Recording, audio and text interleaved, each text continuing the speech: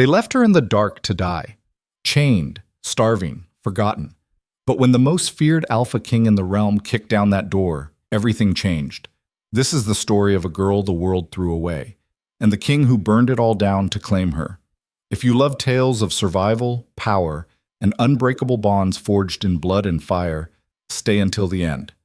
Hit that like button, drop a comment with your city, and let's dive into a story where the broken don't just heal, they rise. The wind howled through Black Hollow Ridge like a beast hunting prey. It tore through the skeletal pines, scraped across frozen stone, and rattled the iron bars of the estate's forgotten cellar. Down there, in a place no light reached, 19-year-old Elara Voss sat with her back against the wet stone wall, knees pulled to her chest, and tried not to count the hours until she died. She had stopped shivering 2 days ago. That was a bad sign. Her breath came in shallow, ragged gasps, each one a little weaker than the last. The iron shackles around her wrists had long since rubbed her skin raw, leaving dark streaks of dried blood against pale flesh.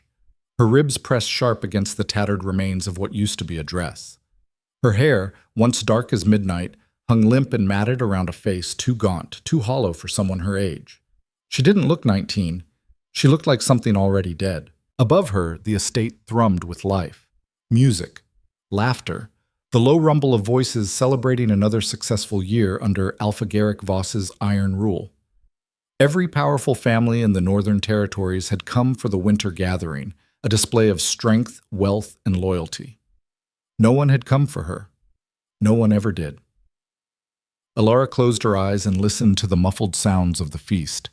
She could smell roasted meat drifting through the cracks in the ceiling beams. Her stomach twisted violently, a desperate clench that brought tears to her eyes.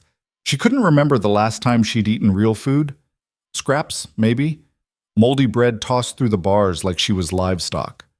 Less than livestock, she thought bitterly. At least livestock gets fed. Her fingers traced the rough edge of the stone floor, following a groove she'd carved weeks ago with a piece of broken metal. It was a tally. Days, weeks, months. She'd lost count somewhere around 300. Time didn't matter down here. Only survival. And even that was slipping away. She pressed her forehead against her knees and tried to remember what warmth felt like, what sunlight felt like, what it was like to walk without chains dragging behind her. The memories were fading. 19 years of life, and most of them had been spent in darkness. She was born in this estate, in the Alpha's quarters, to a woman she never knew. Her mother, Elara had never even learned her name, died minutes after bringing her into the world. Hemorrhaged on the birthing bed while the midwives screamed and her father stood frozen, watching the life drain from his mate's eyes. And when the baby finally cried, Garrick Voss looked down at the tiny, squirming thing wrapped in blood-soaked cloth and made his decision. This child had killed his mate. This child would pay for it. For the first few years, Elara was kept in the nursery wing, tended to by silent servants who never met her eyes. She learned to walk in that room, learned to speak, learned that when her father visited, she should stay quiet and still, because any sound, any movement, would bring his hand across her face.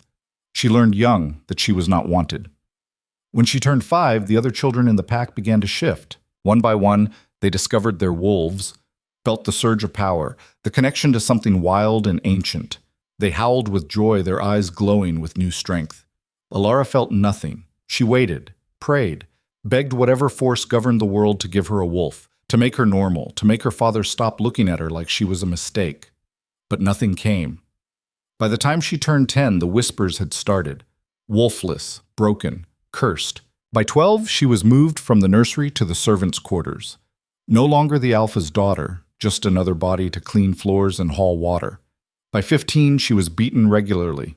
Not by Garrick directly. He had people for that. Guards, servants. Anyone who wanted to curry favor with the Alpha knew that hurting Elara came with no consequences.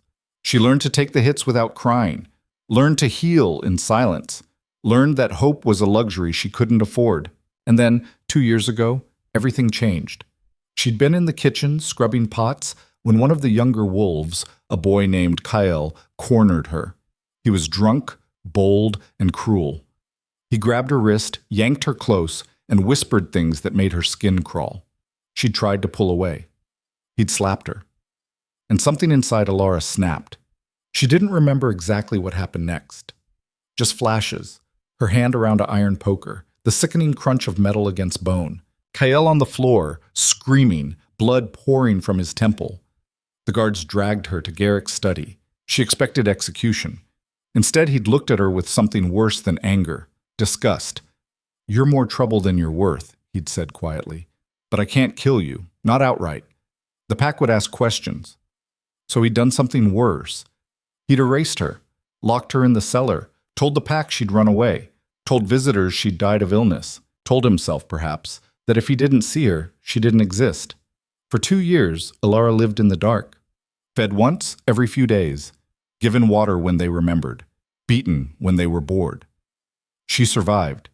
She didn't know why, didn't know what kept her clinging to life when every rational part of her screamed to let go.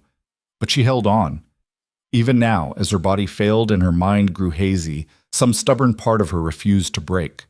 The door at the top of the stairs creaked open. Elara's head snapped up, her heart hammering despite her body's exhaustion. For a moment, a stupid, desperate moment, she thought maybe someone had come to let her out. Maybe the gathering had softened her father's heart. Maybe... Footsteps. Heavy. Deliberate. Her hope died before it could fully form. Alpha Garrick Voss descended the stone steps slowly, his broad frame blocking what little light came from the hallway above. He was a towering man, all muscle and menace, with a jaw like granite and eyes the color of steel. He wore his finest tonight, a black coat embroidered with silver thread, boots polished to a mirror shine. He looked every inch the powerful alpha he claimed to be. He stopped at the bottom of the stairs and stared at her. Elara didn't move, didn't speak. She'd learned long ago that words only made things worse. "You're still alive," Garrick said flatly, as if commenting on the weather. She didn't answer. He stepped closer, his shadow swallowing her completely. "I thought you'd be gone by now, weak as you are." Still, she said nothing. His lip curled. "You look like her, you know, your mother, same pathetic eyes, same useless body." He crouched down, bringing his face level with hers. His breath reeked of wine and roasted venison. "She died giving birth to you, bled out on the floor while you screamed. And what did I get? A wolfless runt, a curse." Elara's jaw tightened, but she kept her gaze lowered. "I should have drowned you the day you were born," Garrick continued, his voice cold and conversational. "But I was weak. I thought maybe you'd shift. Maybe you'd prove useful. But you didn't, did you? 19 years and not a single spark of power. You're nothing." He stood abruptly, brushing imaginary dust from his coat. "Tonight, that ends." Elara's breath caught. "The king is here," Garrick said, almost to himself. "Darius Thorn, the most powerful alpha in the realm. He's come to inspect the northern packs, ensure we're all in line." He smiled, but there was no warmth in it. "I can't have him sniffing around and finding you, a wolfless daughter locked in my cellar. That would raise questions, uncomfortable ones." He turned toward the stairs, then paused. "So I've made arrangements. After the feast, some of my men will take you out past the ridge, deep into the wild. They'll leave you there. Let the cold finish what I should have done years ago." Elara's chest constricted. She wanted to scream, to fight, to beg. But her voice was gone, had been for months. The last time she'd tried to speak, one of the guards had wrapped his hands around her throat and squeezed until she passed out. When she woke, the words wouldn't come anymore. So she stayed silent. Garrick ascended the stairs without looking back. The door slammed shut and the lock clicked into place. And Elara was alone again. She stared at the ceiling, her vision blurring. Her body shook, not from the cold this time, but from something deeper. Rage, grief, a desperate howling need to live. But what was the point? She had no wolf, no strength, no one who cared whether she lived or died. She was nothing, just like he said. Minutes passed, or hours. She couldn't tell anymore. Her eyes drifted closed, and then she heard it. Music. The feast had begun. Hours later. The grand hall of the Voss estate glittered with firelight and opulence. Long tables stretched the length of the room, laden with roasted game, fresh bread, wheels of cheese, and barrels of wine. Chandeliers forged from antlers and iron hung from the vaulted ceiling, casting warm, dancing shadows across the gathered crowd. Alphas from every corner of the Northern Territories sat elbow to elbow, their voices loud and boisterous, their laughter echoing off the stone walls. Serving girls moved between the tables, refilling cups and clearing plates.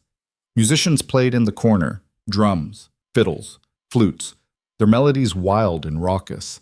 It was a show of unity, of strength, of prosperity. It was all a lie. At the head of the table, Alpha Garrick Voss raised his glass, his smile broad and false. His beta, Marcus, sat to his right, a wiry man with sharp features and sharper eyes. To his left sat visiting alphas, Roland from the eastern pines, Thorn from the river valleys, Cassian from the mountain holds.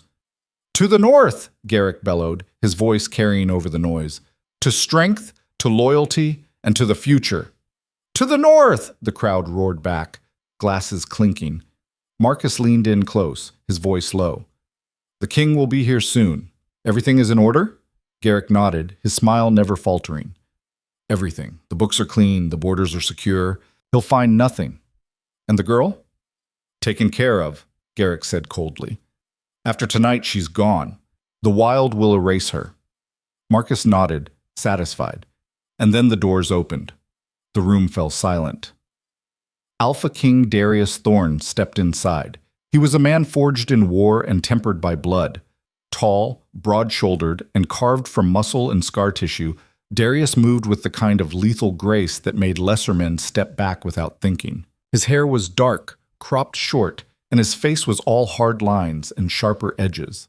A scar ran from his left temple to his jaw, a reminder of the rebellion he'd crushed 5 years ago. But it was his eyes that truly unnerved people, gold, burning, and utterly unreadable. He wore no crown. He didn't need one. Every person in that room knew exactly who he was. Behind him walked his enforcers, 2 massive men named Cain and Rook, each armed and silent as death. Garrick rose quickly, plastering on his widest smile. "Your Majesty, welcome, welcome. We are honored by your presence. Please, sit, eat, drink. Everything we have is yours."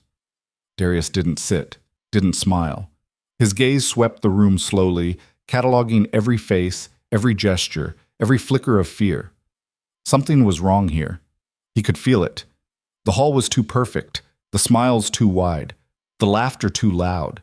It was the kind of performance people put on when they were hiding something. Garrick's smile faltered slightly. Is something the matter, my king?" Darius didn't answer immediately. He tilted his head slightly, nostrils flaring. Blood. Old and fresh, fear, pain, and something else. Something faint, buried deep beneath layers of stone and lies. A scent. It hit him like a fist to the chest. Sweet, faint, familiar in a way that made no sense. His wolf stirred inside him, restless and sharp. It clawed at the edges of his control, demanding he move, demanding he find it. Darius had been an alpha for 20 years. He'd fought wars, crushed rebellions, and ruled an entire realm with an iron fist. He was not a man who lost control, but right now his wolf was screaming. "Your estate is large," Darius said slowly, his eyes locking onto Garrick's. "I'd like a tour." Garrick blinked. "A tour? Now? Surely you'd prefer to rest first, my king. We have rooms prepared." "Now," Darius repeated, his voice a low growl. Garrick's face went pale. Of course, my king. Whatever you wish," he gestured to Marcus. "Show his majesty the grounds." But Darius shook his head. I want you to show me." Garrick's jaw tightened, but he nodded. "As you command." They moved through the estate, Garrick leading the way with forced cheerfulness, pointing out tapestries, armor displays, trophy rooms. Darius barely listened. His focus was elsewhere. The scent was stronger now, coming from below. They passed through the main wing, the training yards, the kennels, and then Darius stopped. "What's down there?" he asked, nodding toward a narrow hallway that led away from the main estate, toward the older, darker parts of the structure. Garrick stiffened. "Storage. Wine cellars." "Nothing of interest, my king." Darius's eyes narrowed. "Show me." "My king, I assure you, there's nothing." "Show me." The command was quiet, absolute. Garrick's face went white. For a moment he looked like he might refuse, but then he saw the look in Darius's eyes, the cold, patient promise of violence, and he relented. "This way," he muttered. They descended a narrow stone staircase. The air grew colder, damper. The torches on the walls flickered weakly, casting long shadows. Darius's wolf was roaring now, thrashing against his control, demanding he run, find her, claim her. At the bottom of the stairs, Garrick stopped in front of a heavy iron door. Rust clung to the hinges. The lock was old, thick, meant to keep something in, or someone. "Just old storage," Garrick said weakly. "Wine, grain. We don't use it much anymore." Darius stepped forward. The scent was overwhelming now, sweet, terrified, dying. His hand went to the door handle. "My king, please, there's nothing—" Darius didn't wait for permission. He kicked the door open. The iron hinges shattered. The door slammed into the wall with a deafening crash, the sound echoing through the narrow space like a gunshot. And Darius saw her. A girl, barely more than a shadow. Chained to the far wall, her wrists bound in iron, her body slumped against the stone. She looked up at the sound, her eyes wide and unfocused, her lips cracked and bloodless. And the moment his eyes met hers, those hollow gray eyes, his entire world stopped. "Mate." The word echoed through him like thunder, like a war drum, like the voice of something ancient and undeniable. His wolf surged forward, feral and possessive, demanding he claim her, protect her, kill anyone who dared harm her. Darius's hands were shaking. He, who had faced down entire armies without flinching, was shaking. He crossed the room in 2 strides, dropping to his knees beside her. His hands hovered over her face, afraid to touch her, afraid she'd shatter under his fingers. "Who did this to you?" he growled, his voice barely human. Elara stared at him. Her lips parted. She tried to speak. No sound came out. Behind him, Garrick stammered, She's no one, my king. A mistake. I was going to... She's wolfless, cursed. I was just..." Darius didn't turn around. "Get out! My king, get out!" The roar shook the walls. Garrick stumbled backward, nearly tripping over his own feet as he fled up the stairs. Darius turned back to Elara. Gently, so gently it didn't match the rage burning in his eyes, he reached for the shackles around her wrists. They were locked. He didn't care. He gripped the iron chain and pulled. The metal shrieked, bent, snapped. Elara gasped as the weight fell away. Darius caught her before she could collapse, lifting her into his arms as if she weighed nothing. She was so light, too light. He could feel every bone, every rib. "You're safe now," he whispered, his voice rough. "I swear it. You're safe." Elara's head lolled against his chest. She wanted to believe him, wanted to so badly it hurt. But she'd learned long ago that safety was a lie. Darius carried her up the stairs, through the narrow hallway and into the grand hall. The feast was still in full swing until he kicked the doors open. Every head turned, every conversation died.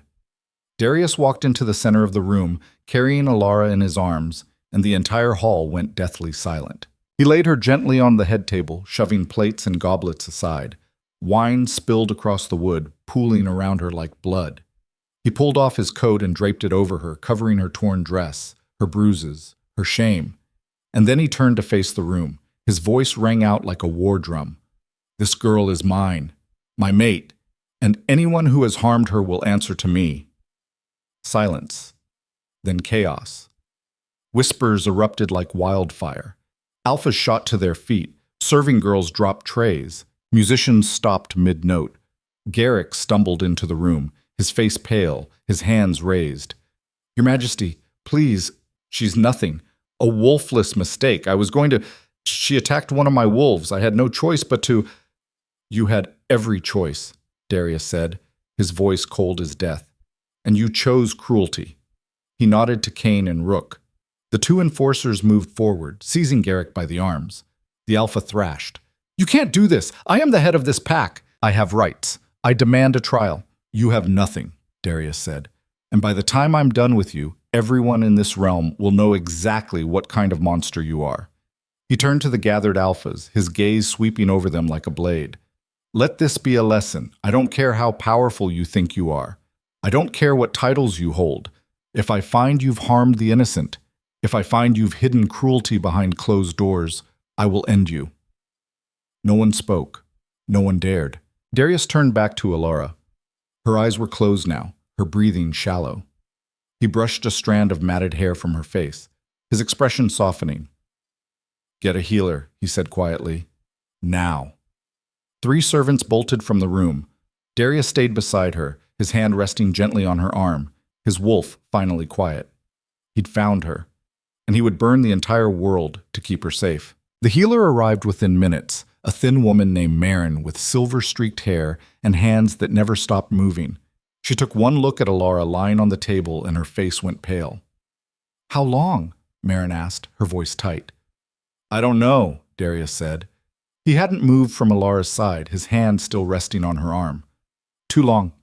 Marin set down her bag and began her examination with swift, practiced movements. She checked Elara's pulse, her breathing, the color of her skin. She peeled back Darius's coat and froze at what she saw underneath. Bruises, everywhere.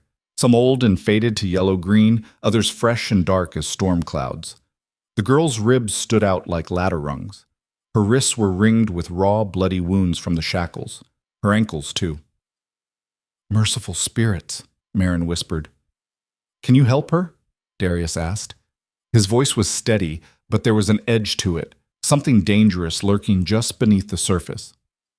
"I can try," Marin said, "but my king, she's severely malnourished, dehydrated. These wounds are infected, and there's something else." She pressed her fingers to Elara's throat, then her wrist, frowning. "Her pulse is wrong, weak, irregular." "What does that mean?" "I don't know yet." Marin pulled a small vial from her bag, uncorked it, and held it beneath Elara's nose. "This will help her breathe easier, but I need to get her somewhere clean, somewhere I can work properly." Darius nodded. "Take her to my quarters." "Use whatever you need." Marin hesitated. "My king, moving her could—" "I'll carry her." Darius slid his arms beneath Elara's body and lifted her again, cradling her against his chest. She was so still. Too still.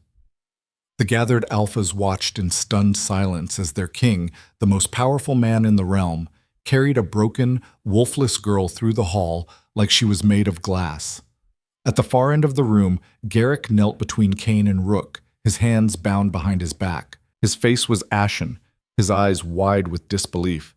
"This is madness," he hissed.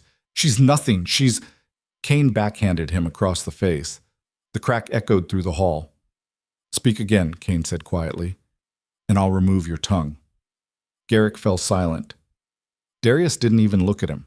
He walked out of the hall, Marin hurrying beside him, and disappeared into the east wing of the estate. Behind them, chaos erupted. "Did you see that?" Alpha Roland muttered to Thorn. He called her his mate. "Impossible," Thorn replied.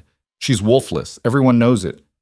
"Then why would the king—" "I don't know, but this changes everything." Marcus, Garrick's beta, sat frozen at the table, his mind racing.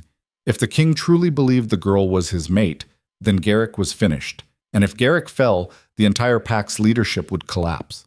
He needed to act, fast. Marcus stood abruptly and slipped out of the hall, heading toward the lower levels where the pack's loyal guards were stationed.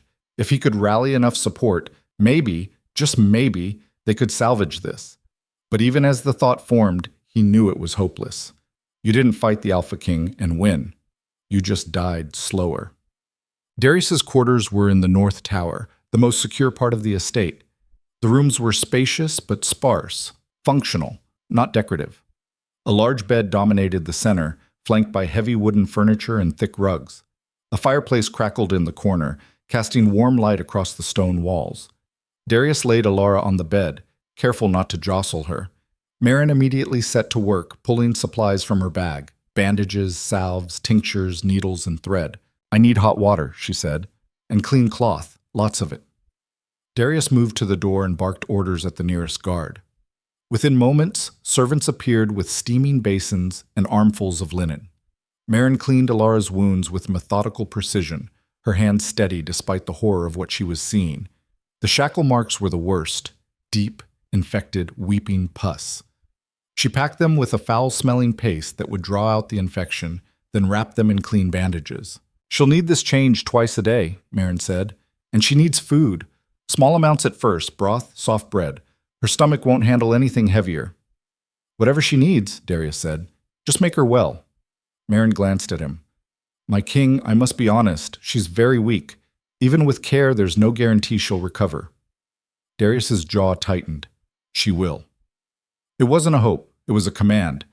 Marin nodded and continued working. Hours passed. Elara didn't wake. Her breathing remained shallow, her skin too pale. But slowly, color began to return to her lips. Her pulse steadied. Marin finally sat back, wiping her hands on a cloth. "That's all I can do for now. The rest is up to her." "Thank you," Darius said quietly. Marin gathered her supplies and left, closing the door behind her. Darius pulled a chair to the bedside and sat, his eyes never leaving Elara's face. His wolf was restless, pacing inside him, demanding he do more, fix her, heal her, take away her pain. But he couldn't. All he could do was wait. And for a man who had spent his life taking action, waiting was agony. Elara woke to warmth. It was the first thing she noticed. Not cold, not damp, not the gnawing ache of hunger. Just warmth. Soft. Encompassing. Her eyes fluttered open. She stared at an unfamiliar ceiling, wooden beams crisscrossed overhead, firelight dancing across them. This wasn't the cellar. Panic surged through her. She tried to sit up, but her body screamed in protest. Every muscle felt like it had been torn apart and stitched back together wrong. "Easy." The voice was low, rough, but not unkind. She turned her head, too fast, and immediately regretted it as the room spun. When her vision cleared, she saw him. The man from the cellar. The one with the burning gold eyes. He sat in a chair beside the bed, leaning forward, his elbows on his knees. He looked exhausted. Dark circles shadowed his eyes, and stubble lined his jaw. But his gaze was sharp, focused entirely on her. "You're safe," he said. Elara stared at him. Her mouth opened, but no sound came out. Her throat was still too damaged. Darius seemed to understand. He reached for a cup on the bedside table, water, and held it to her lips. Slowly. She drank. The water was cool, soothing, the most glorious thing she'd ever tasted. She wanted to gulp it down, but he pulled the cup away after a few sips. "Not too much at once," he said. "You'll make yourself sick." She wanted to argue, wanted to demand more, but her body was too weak. She sank back against the pillows, breathing hard. Darius set the cup down. "Do you remember what happened?" Elara nodded slowly. "Good. Then you know you're not in that cellar anymore. You're under my protection. No one will hurt you again." She wanted to believe him, but trust was something she'd lost long ago. Darius seemed to sense her doubt. "I know you have no reason to believe me, but I swear it. On my life, on my crown, you are safe." Elara's eyes searched his face, looking for the lie. But all she saw was intensity, conviction, and something else. Something that made her chest tighten. "You're my mate," Darius said quietly. "I don't expect you to understand what that means yet, but it means everything to me, and I will protect you, no matter what." Mate. The word echoed in her mind. She'd heard stories, of course. Every wolf knew about mates, the bond that tied two souls together, unbreakable and eternal. But she wasn't a wolf. She was nothing. How could she be anyone's mate? Darius reached out slowly, giving her time to pull away. When she didn't, he took her hand in his. His palm was warm, rough with calluses. "Rest. We'll talk more when you're stronger." Elara wanted to ask questions, wanted to know what had happened to her father, to the pack, to everything. But exhaustion pulled at her like a tide. Her eyes drifted closed, and for the first time in years she slept without fear. When she woke again, the room was brighter. Sunlight streamed through the windows, painting everything gold. A woman sat in the chair Darius had occupied, older, with silver hair and kind eyes. "Awake at last," Marin said, smiling. "Good. You gave us quite a scare." Elara tried to sit up. This time her body obeyed, though it protested with every movement.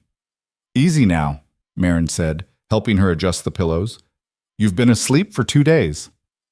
2 days? Marin seemed to read her shock. Your body needed it. You were more dead than alive when they brought you in. She poured a cup of broth from a small pot on the table. Drink this, slowly. Elara took the cup with trembling hands and sipped. The broth was rich, savory, warming her from the inside out. She wanted to cry at how good it tasted.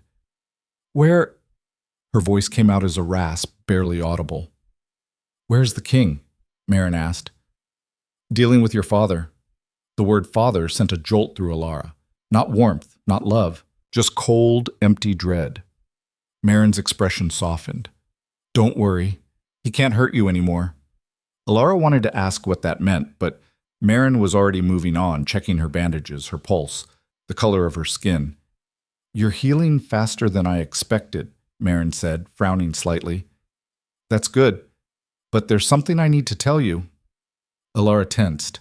I found traces of nightshade in your system, and wolfsbane.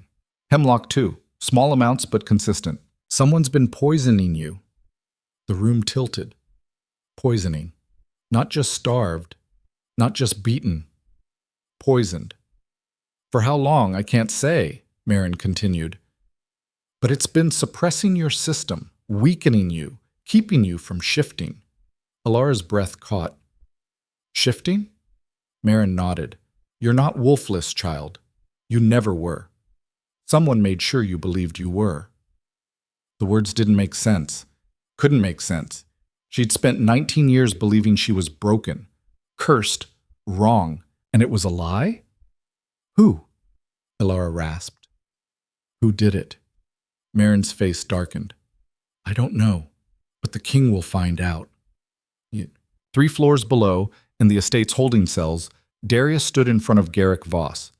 The former alpha looked smaller now, stripped of his fine clothes and bound in silver chains. Silver-burned werewolves sapped their strength. Garrick could barely stand. You poisoned her, Darius said. His voice was calm, too calm. Garrick spat blood onto the floor.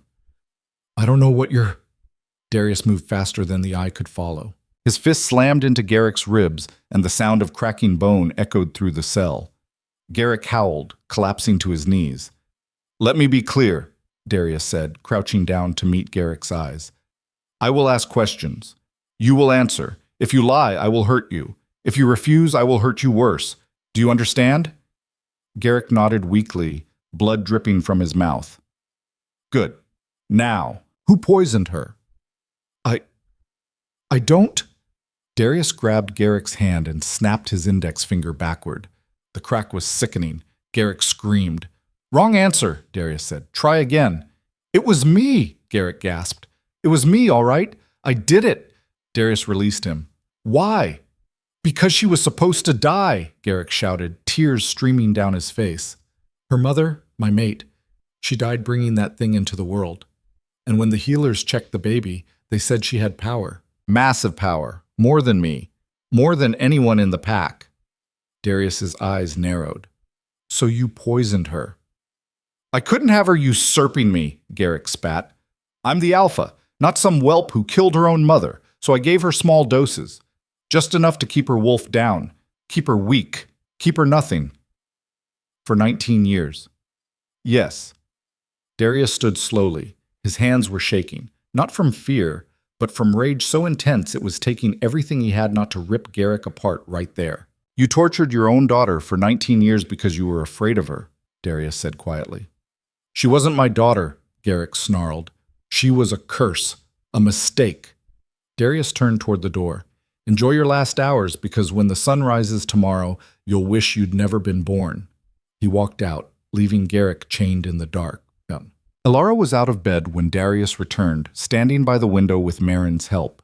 She wore a simple linen dress, clean, soft, nothing like the rags she'd been in before. Her hair had been washed and braided. She looked fragile, breakable, but she was standing. Darius stopped in the doorway, something catching in his chest. Elara turned at the sound of his footsteps. Their eyes met. You should be resting, Darius said. I've rested enough, Elara rasped. Her voice was still weak, but there was steel underneath. Marin cleared her throat. I'll give you two some privacy. She slipped out, closing the door behind her. Silence stretched between them. I know what he did, Elara said finally. The healer told me. Darius nodded. I'm sorry. Why are you apologizing? You didn't do it. No, but I should have found you sooner. Elara looked away. You didn't know I existed. That doesn't make it right. She was quiet for a long moment. Then softly, what happens now? Now, Darius said, you heal. You get strong. And then you decide what you want. What I want? Elara's laugh was bitter. I don't even know what that means. Then we'll figure it out together. She looked at him again, searching his face. Why do you care? Because you're my mate. But I'm... She stopped, swallowing hard. I'm broken. No, Darius said firmly. You're not. You were hurt. There's a difference. Elara wanted to believe him. Wanted it so badly it hurt. But before she could respond, the door burst open. Cain stood there, his face grim. My king, we have a problem. Darius's expression hardened. What is it? The beta, Marcus. He's rallying the pack, says you've overstepped, that you can't just arrest an alpha without a trial. Darius's jaw clenched. How many? 30, maybe more. They're armed. Elara's blood ran cold. Darius turned to her. Stay here. Lock the door. Don't open it for anyone but me. Wait! Elara started, but he was already gone, Cain at his heels. The door slammed shut, and Elara was alone again. But this time she wasn't helpless. This time she had a choice. She looked down at her hands, thin, scarred, trembling, and deep inside something stirred, something that had been sleeping for 19 years, something that was finally waking up. Elara stood frozen in the center of the room, staring at the door Darius had just vanished through. 30 armed wolves, maybe more. And Darius had walked straight toward them. Her hands trembled, not from weakness this time, from something else. Something hot and furious, coiling in her chest like a living thing. She crossed to the window and looked down. The courtyard below was chaos. Torches blazed in the darkness, illuminating a mob of wolves, pack members, guards, even some of the visiting Alphas' men. They moved with purpose, weapons gleaming in the firelight. Swords, axes, silver chains. At the center stood Marcus, Garrick's beta, his voice carrying up to her window. The king has no right, he roared. Alpha Garrick led this pack for 30 years, and now some outsider comes in and arrests him over a lie? Over a wolfless girl? The crowd roared agreement. Elara's breath caught. They didn't know. They didn't know what Garrick had done to her, what he'd been hiding. Or maybe they did know. Maybe they just didn't care. The law is clear, Marcus continued, pacing like a caged animal. An alpha cannot be removed without a formal challenge, without a trial before the council. This is tyranny dressed up as justice. More shouting, more weapons raised. Elara pressed her palm against the cold glass, her heart hammering. She recognized some of those faces down there. The guards who'd beaten her, the servants who'd spit in her food, the wolves who'd laughed when she'd stumbled under the weight of water buckets too heavy for her malnourished frame. They'd all known. They'd all watched. And now they were pretending to care about law?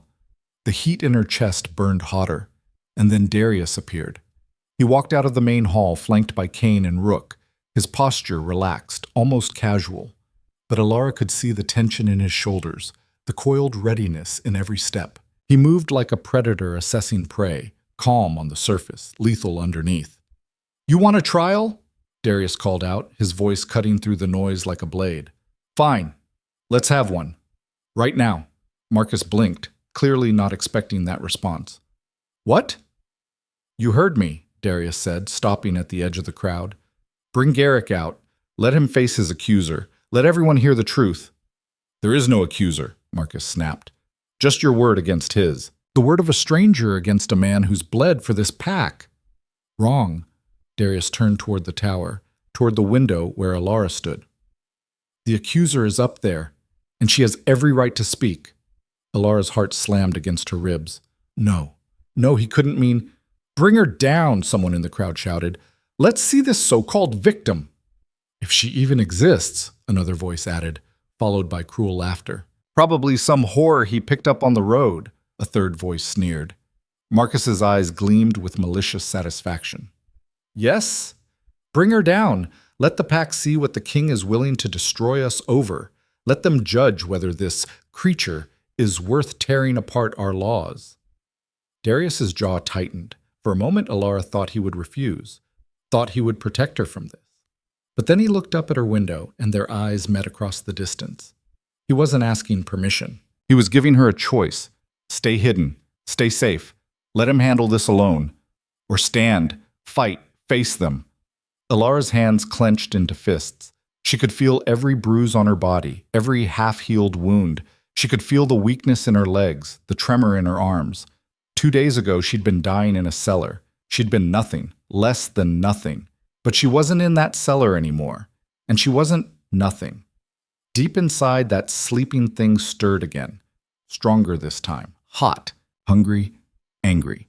Before she could second-guess herself, Elara turned from the window and walked to the door. Her legs shook. Her body screamed at her to stop, to rest, to hide. She ignored it. She pulled the door open and stepped into the hallway. A guard stationed outside startled, nearly dropping his spear. "Miss, you shouldn't," the king said. "Take me to him," Elara rasped. "But now." Something in her voice made the guard step back. His eyes widened slightly, and he nodded quickly. "This way." He led her down the corridor, down the winding stairs, through halls that smelled of stone and old smoke. With every step, Elara felt it growing. That heat, that pressure building behind her ribs, pushing against her skin like something trying to break free. She'd spent 19 years being told she was broken. 19 years believing it. Tonight, she would prove them all wrong, even if it killed her. The crowd went silent when she appeared. Elara stepped out of the main hall into the courtyard, and every eye turned to her. The torchlight painted her in flickering gold and shadow, highlighting the bruises still visible on her arms, the hollow in her cheeks, the way she moved, slow, deliberate, like every step cost her. She looked like a ghost, or a corpse that had forgotten to stay dead. Marcus stared at her, his expression shifting from shock to disgust to something that might have been fear before settling on contempt. This is what the king is protecting? This broken little wraith? Murmurs rippled through the crowd, some curious, some mocking. A few looked uncomfortable, shifting their weight and avoiding her eyes. "She looks half dead already," someone muttered. "Probably crazy from living in the woods. I heard she attacked Kyle years ago. Nearly killed him with a fire poker. She's cursed. Everyone knows it." Elara didn't look at them. She looked at Darius. He stood perfectly still, his face unreadable, but his eyes, those burning gold eyes, were locked on her with an intensity that made her chest tight. "You didn't have to come down," he said quietly, though his voice carried to her clearly despite the distance. "Yes, I did," Elara rasped. Darius studied her for a long moment. Then he nodded slowly and turned to the crowd. "You wanted to see her. Here she is. Elara Voss, daughter of your Alpha, the girl he locked in a cellar and left to die." "Lies," Marcus spat, his face flushing red. "She ran away years ago. Everyone knows it. She couldn't handle the discipline of pack life, so she fled like a coward." "That's what you were told," Darius said, his voice dropping to something dangerous. "But look at her. Really look. Does she look like someone who ran away? Or does she look like someone who's been tortured?" Silence rippled outward from his words. Elara forced herself to stand straighter, even though her legs threatened to buckle. She pulled back the sleeve of her dress, revealing the raw, infected wounds from the shackles. She turned slightly, letting them see the bruises mottling her back and shoulders. "He poisoned me," she said. Her voice was weak, barely above a whisper, but the crowd was so quiet now that every word carried like thunder. "For 19 years. Wolfsbane, nightshade, hemlock, small doses, enough to keep me from shifting, enough to keep me weak." "That's absurd," Marcus said, but there was a flicker of uncertainty in his eyes now. "Why would an Alpha poison his own?" "Because he was afraid," Elara interrupted. "Afraid of what I might become." "You're nothing," Marcus snarled. "You've always been nothing, a wolfless runt who should have been drowned at birth." The heat in Elara's chest flared, and for a moment her vision went white at the edges. Darius moved slightly, positioning himself between her and Marcus. Then let's test your theory. Bring Garrick out. Let him deny it to her face. Let him explain why his daughter bears the scent of poison in her very blood. Marcus hesitated. The crowd shifted restlessly, waiting. Finally, Marcus nodded to two guards. Bring the prisoner. They disappeared into the holding cells beneath the main hall. Minutes crawled by. Elara's heart hammered so hard she thought it might crack her ribs. She could feel the pack's eyes on her, judging, weighing, finding her wanting. Some looked at her with pity, others with disgust, a few with something darker, hunger. Curiosity about how far she could be pushed before she broke completely. And then Garrick appeared. He looked smaller than she remembered, diminished in ways that had nothing to do with the silver chains binding his wrists and ankles. The silver burned him, leaving angry red welts where it touched his skin. His fine clothes were gone, replaced by rough prison garb. His hair was matted, his face hollow, but his eyes, those cold, steel eyes, were the same. He saw her and stopped dead at the edge of the platform. For a moment, something flickered across his face. Shock, recognition, maybe even fear. Then it hardened into pure molten rage. "You!" he hissed, his voice dripping venom. "You should be dead."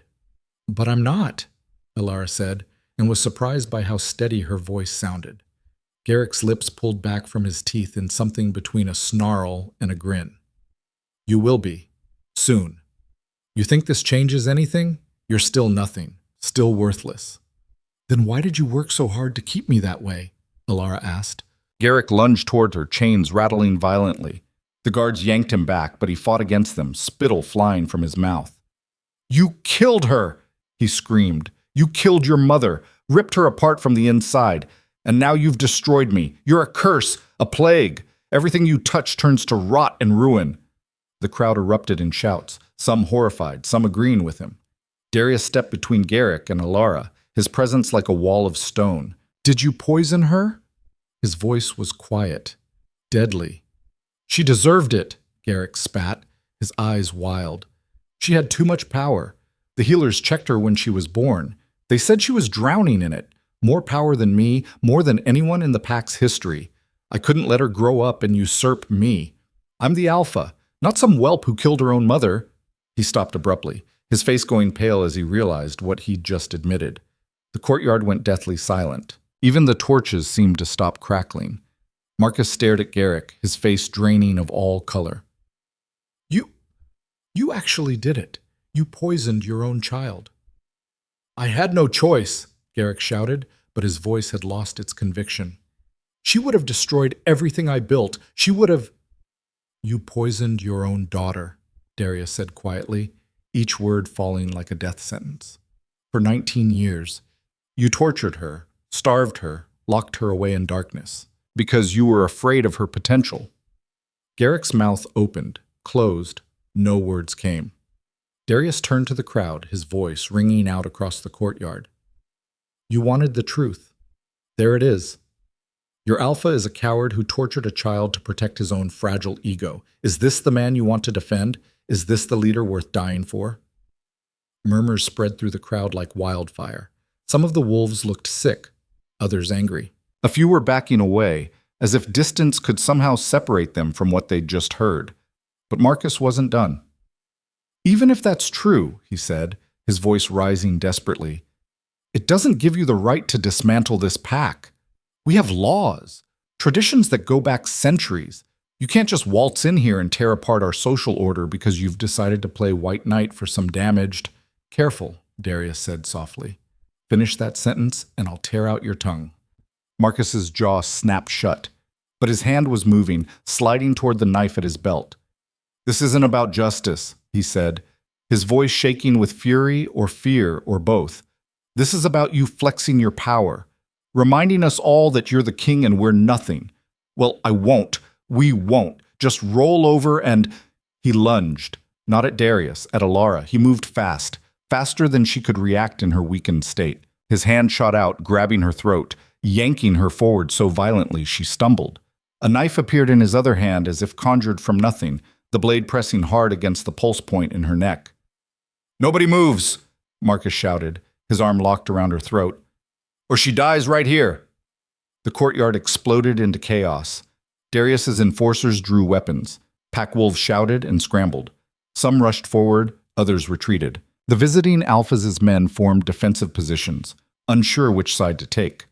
Darius himself went perfectly still, his eyes locked on the knife at Elara's throat. The world seemed to narrow to that single point of contact, blade against skin. "Let her go," Darius said, his voice deathly calm. Too calm. The kind of calm that preceded hurricanes.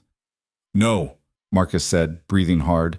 Elara could smell his sweat, his fear, the wild desperation rolling off him in waves. "You're going to release Alpha Garrick. You're going to leave this territory. You're going to take your men and go, and you're going to forget this girl ever existed." "That's not going to happen," Darius said. "Then she dies." Marcus pressed the blade harder. Elara felt it bite into her skin, felt warm blood trickle down her neck. "I'll cut her throat right here. Spill her blood on the stones, and you'll have to watch." Darius's hands clenched into fists at his sides. His wolf was right there, barely contained, demanding he move, demanding he kill, demanding he tear Marcus apart so thoroughly there wouldn't be enough left to bury. But if he moved, if he even twitched, Marcus would slit Elara's throat. The beta's hand was shaking, sweat dripped down his temple. He was cornered, desperate, and desperate men were unpredictable. "Don't," Elara rasped, her eyes finding Darius's. His gaze snapped to hers, gold burning like fire. "Don't give him anything," she said, her voice stronger despite the blade at her throat, despite the blood running warm down her neck. Marcus laughed, but it was a brittle breaking sound. Brave words from a wolfless... And then Elara felt it. The heat inside her, the thing that had been stirring, building, coiling tighter and tighter, exploded. It started in her chest and radiated outward in a wave of searing, white-hot agony that tore through every nerve, every muscle, every bone. Her vision went white. Her scream ripped from her throat, raw and primal, echoing off the courtyard walls. Marcus stumbled backward, releasing her, his eyes wide with shock. Elara collapsed to her knees, her body convulsing violently. She couldn't breathe, couldn't think, couldn't do anything but feel as something inside her tore free of chains she hadn't even known existed. "What's happening?" someone shouted from the crowd. "She's shifting," another voice cried, high and panicked. But it wasn't a normal shift. Normal shifts were quick, controlled, a seamless transition from human to wolf that took seconds at most. This was violence. This was war. Elara's bones cracked and reformed, the sound like gunshots echoing through the courtyard. Her spine arched impossibly, vertebrae popping and reshaping. Her skin split open along invisible seams and healed in the same breath, fur erupting in silver-white waves that caught the torchlight and seemed to glow. Her hands clawed at the stone, nails lengthening into talons that scored deep grooves in the rock. She screamed again, but the sound twisted, deepened, became something that was no longer human. A howl, pure, powerful, ancient. The crowd scattered like leaves before a storm, wolves and humans alike fleeing from the creature rising in the center of the courtyard. Because Elara wasn't just shifting, she was transforming. Her wolf was massive, easily twice the size of a normal female, standing nearly as tall at the shoulder as a grown man. Her fur was silver white, like moonlight given form, with darker streaks running along her spine like shadows. Her eyes burned molten silver, twin points of light that seemed to pierce straight through to the soul. Power radiated from her in waves, pressing down on everyone nearby like a physical weight. Weaker wolves dropped to their knees without conscious thought, their bodies responding to an authority older and deeper than law. Marcus stared at her, his face white as bone, his knife hanging forgotten in his hand. That's impossible." Elara's wolf turned its massive head toward him, and everything in her, every instinct, every burning rage, every year of pain and humiliation, focused on him like the point of a spear. She lunged. Marcus tried to run. He didn't make it 3 steps. Elara's jaws closed around his shoulder, teeth sinking deep, and she threw him. He sailed through the air and hit the courtyard wall with a sickening crunch of breaking bones, sliding to the ground in a heap. She advanced on him, paws heavy on the stone, each step deliberate. Her growl was a rumble of thunder, felt as much as heard. Marcus tried to crawl away, whimpering, leaving a trail of blood behind him. "Elara!" Darius's voice cut through the chaos like a blade. Stop! She froze, her wolf torn between bloodlust and the pull of his command. The pull of the bond. He's not worth it, Darius said quietly, stepping closer. He moved slowly, hands visible, posture non-threatening despite the power rolling off him in answer to hers. Let him live with his shame, with the knowledge that he was beaten by someone he called worthless. Elara's wolf snarled, every instinct screaming to finish it, to make him pay for everything, for all of it, to paint the stones red with his blood. But slowly, agonizingly, she pulled back. She turned away from Marcus's broken, whimpering form and faced the crowd. And every single wolf in that courtyard, every guard, every pack member, every visiting Alpha's warrior, dropped to their knees, not out of respect, out of submission, because they could feel it now, the power radiating from her like heat from a forge, ancient, overwhelming, undeniable. She wasn't just a wolf, she was something more, something that had been sleeping in her blood since birth, suppressed by years of poison and lies and systematic torture. An alpha. No, more than that. A prime. The rarest, most powerful bloodline in existence. Born once in a generation, if that. Capable of commanding entire packs with a thought. Able to challenge even kings. Garrick had been right to fear her. She was everything he'd never be. Everything he could never control. Elara's wolf threw its head back and howled, a sound that echoed across Black Hollow Ridge, across the frozen wilderness beyond, across the mountains themselves.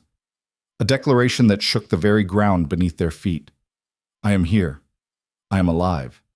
And I will never be silenced again. The howl resonated in the chest of every wolf present, stirring something primal, something that recognized power when it faced it. When she finally lowered her head, breathing hard, the courtyard remained silent. Even Garrick, still chained between his guards, stared at her with naked terror. My daughter, he whispered. My daughter is a prime. Darius stepped forward slowly, approaching Elara's wolf with the caution one might show a wildfire. But when he reached her, he placed his hand gently on her massive head. Easy, he murmured. It's over now. You've proven your point. Elara's wolf huffed, a sound somewhere between agreement and exhaustion. And then the transformation reversed. It was just as violent going back, bones reshaping, fur receding, body compressing. Elara's human form emerged gasping and shaking, collapsing forward. Darius caught her before she hit the ground, wrapping his coat around her naked, trembling body. He lifted her into his arms as if she weighed nothing. Clear the courtyard, he ordered, his voice brooking no argument. Now! No one argued. The crowd dispersed like smoke before wind. As Darius carried Elara toward the tower, she caught one last glimpse of her father.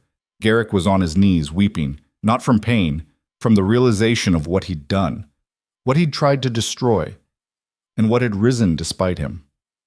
Darius carried Elara back to his quarters, laying her gently on the bed. Her skin was feverish, slick with sweat. Her breathing came in ragged gasps.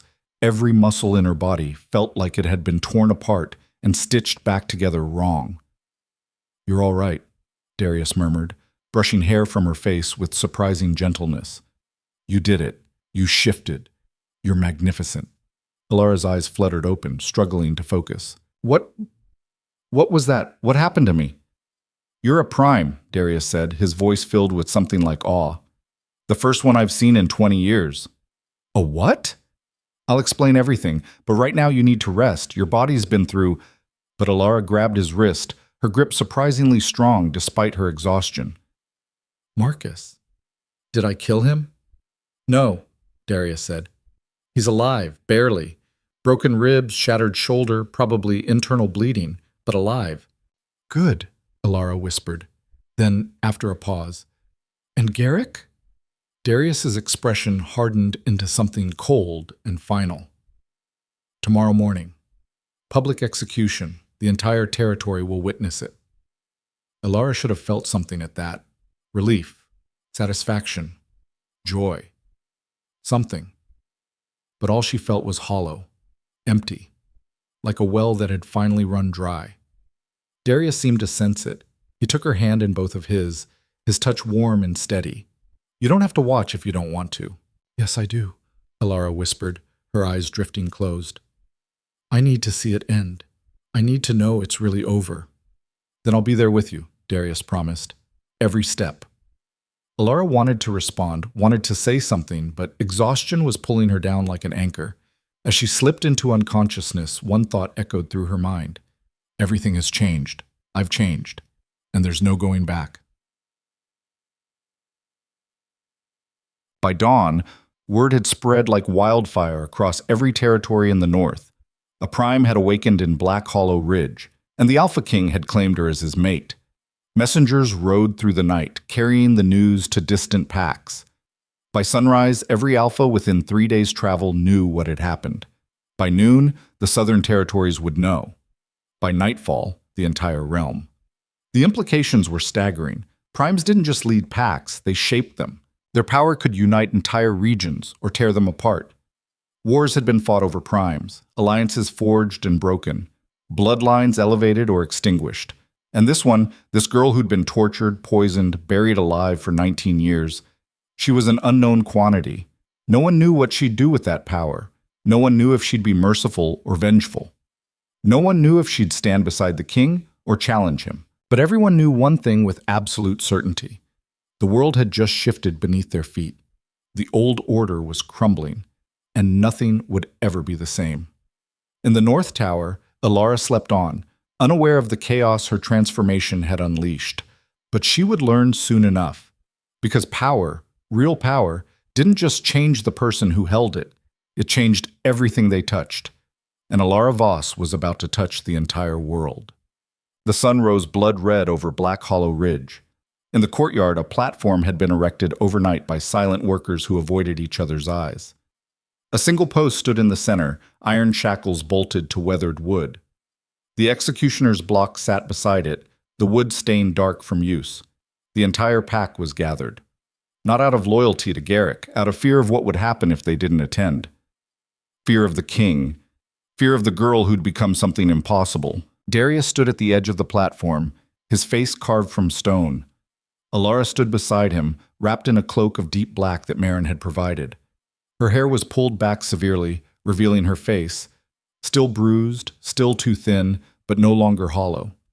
She looked fragile, but everyone who'd seen her wolf knew better. Garrick was dragged onto the platform, still in chains. The silver had burned angry welts into his wrists and ankles. His face was hollow, his eyes sunken. When he saw Elara standing there watching him, something broke behind his eyes. "Any last words?" Darius asked, his voice carrying across the silent courtyard. Garrick's mouth worked soundlessly for a moment. Then, finally, words emerged, broken, desperate. "You'll regret this. All of you. She's a monster, unnatural. She'll destroy everything. Elara stepped forward. The crowd went deathly silent.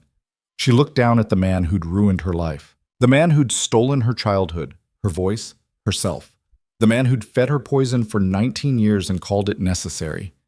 And she felt nothing. No rage, no grief, no satisfaction. Just emptiness where all that pain used to live.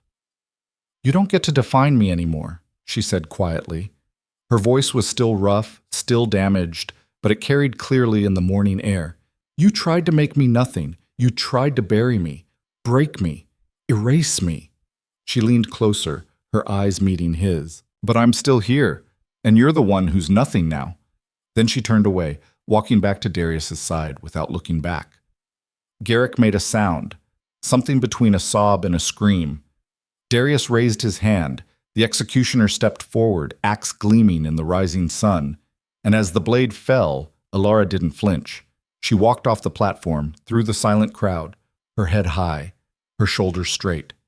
Behind her, the past died in blood and finality. But ahead was something she'd never had before. Freedom, power, choice. And she would not waste it. Part 4. The Truth That Breaks Chains. The walk from the execution platform to the main hall felt endless. Elara moved through the silent crowd like a ghost, her black cloak trailing behind her, her footsteps the only sound in the courtyard. Every eye followed her, every breath held. She didn't look back, didn't acknowledge them, didn't give them the satisfaction of seeing whatever they hoped to see. Weakness, regret, triumph. She gave them nothing. Behind her, servants were already dismantling the platform, already washing the blood from the stones, already erasing the evidence of what had happened. But they couldn't erase the memory. Garrick Voss, Alpha of Black Hollow Ridge for 30 years, was dead, and his daughter, the one he'd tried to destroy, had watched without flinching. Darius walked beside her, close but not touching, giving her space while making it clear to everyone watching that she was under his protection. His presence was a wall between her and the pack, a barrier they'd have to cross to reach her, and no one was stupid enough to try. When they reached the main hall, Elara stopped. She turned to face the gathered crowd, pack members, visiting alphas, warriors, servants, hundreds of faces staring at her with emotions ranging from fear to awe to barely disguised hatred. "I know what you're thinking," she said, her voice carrying across the courtyard despite its roughness. "You're wondering what happens now, whether I'll take revenge, whether I'll punish everyone who stood by and did nothing while I suffered." The crowd shifted uneasily. "The truth is, I don't know yet," Elara continued.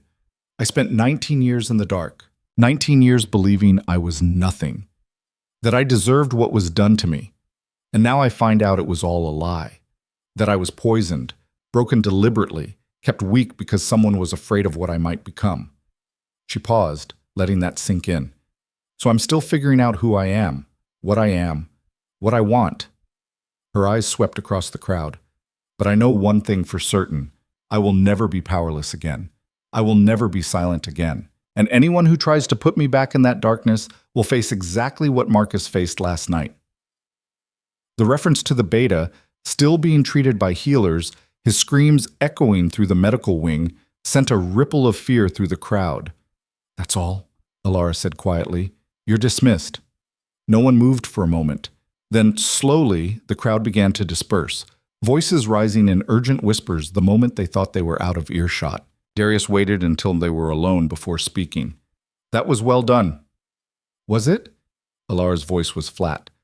"I have no idea what I'm doing. Neither does anyone else," Darius said. "But they don't need to know that." Elara looked at him, really looked at him for the first time since the execution. He looked tired, more than tired, exhausted in a way that went deeper than lack of sleep. Dark circles shadowed his eyes, and the lines around his mouth seemed deeper than they had 2 days ago. "How long have you been awake?" she asked. "Does it matter?" "You should rest." "So should you." Darius's eyes swept over her, cataloging every tremor, every sign of exhaustion she was trying to hide. "When did you last eat?" Elara had to think about it. "Yesterday, I think. Marin brought broth." "That's not enough." Darius turned toward the hall. "Come on." "Where are we going?" "To get you actual food.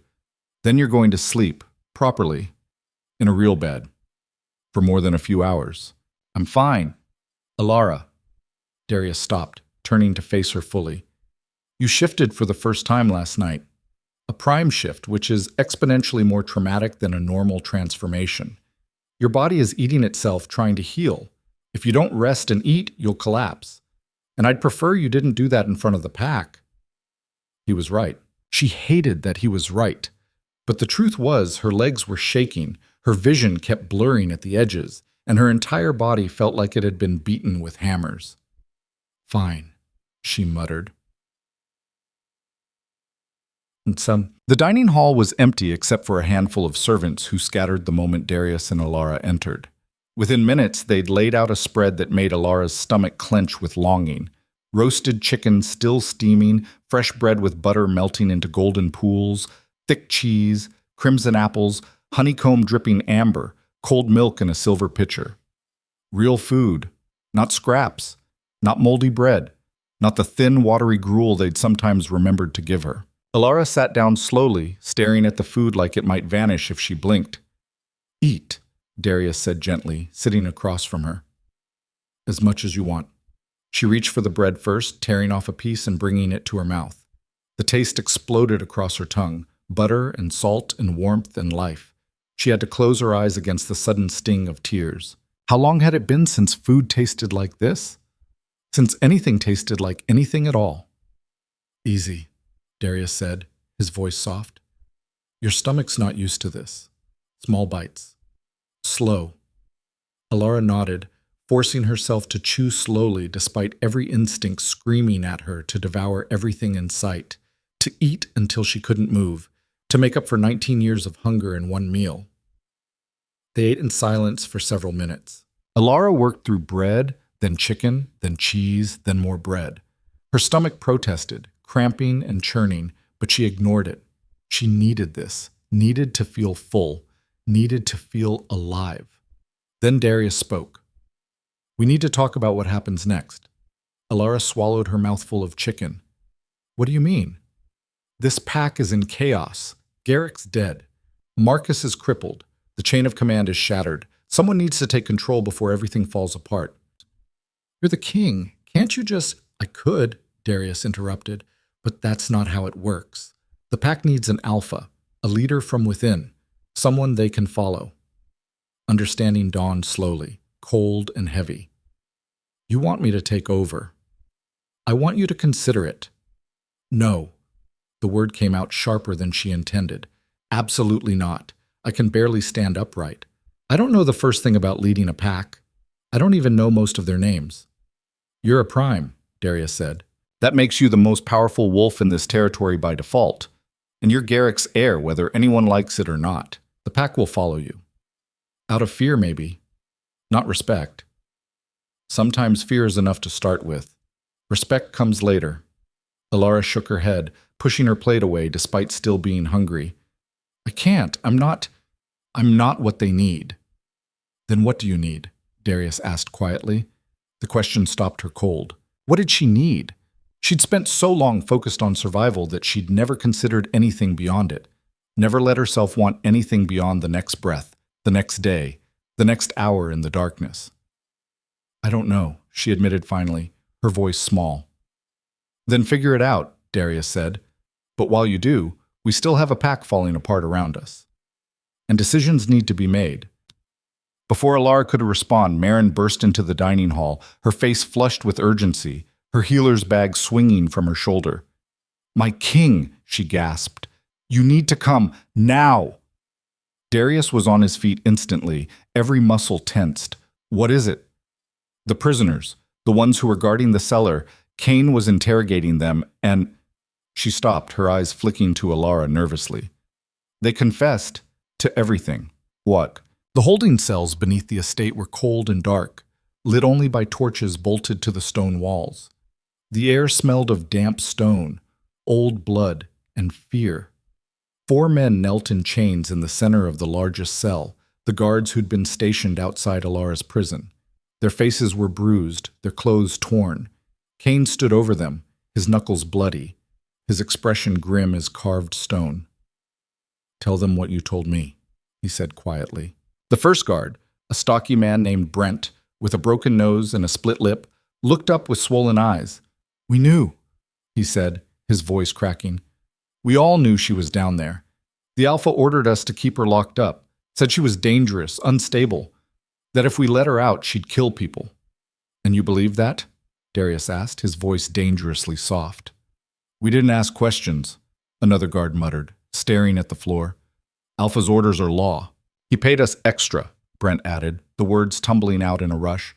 Double wages to keep quiet, to make sure no one found out, to ignore whatever we heard coming from down there. Whatever you heard, Elara repeated slowly. The words felt like stones in her mouth. You heard me screaming, begging for water, for food, for light, and you did nothing.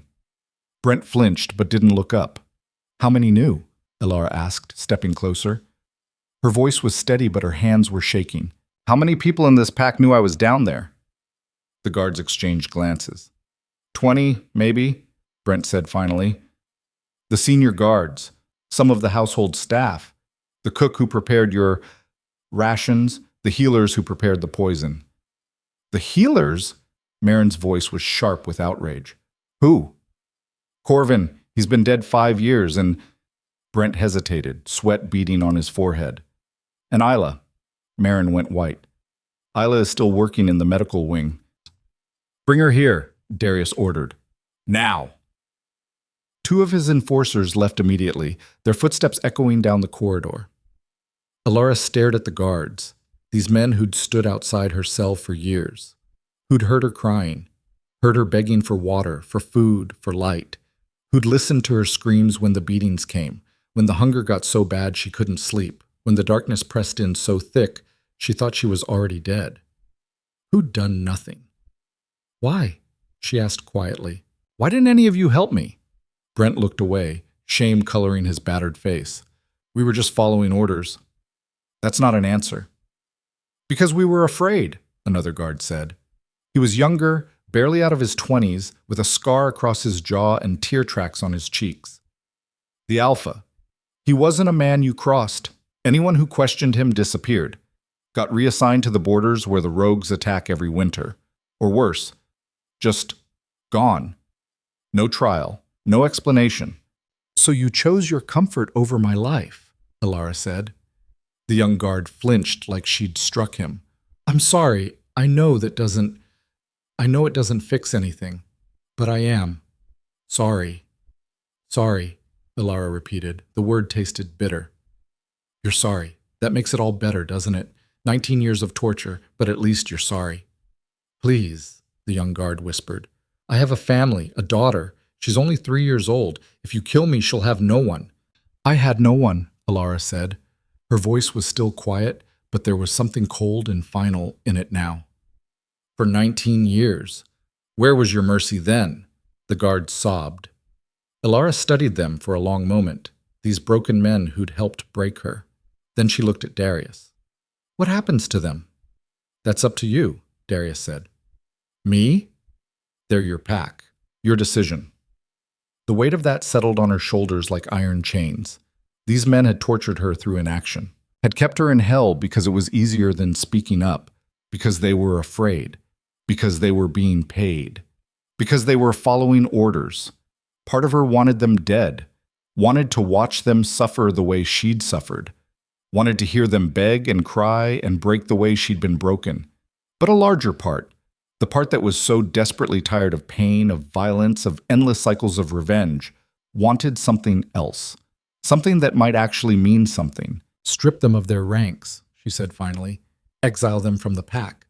Let them survive in the wild the way I was supposed to. If they make it, fine. If not, she shrugged. At least they'll have a chance, which is more than they gave me. Brent's eyes widened with desperate hope. Thank you. Thank you. I swear I'm not done, Elara interrupted.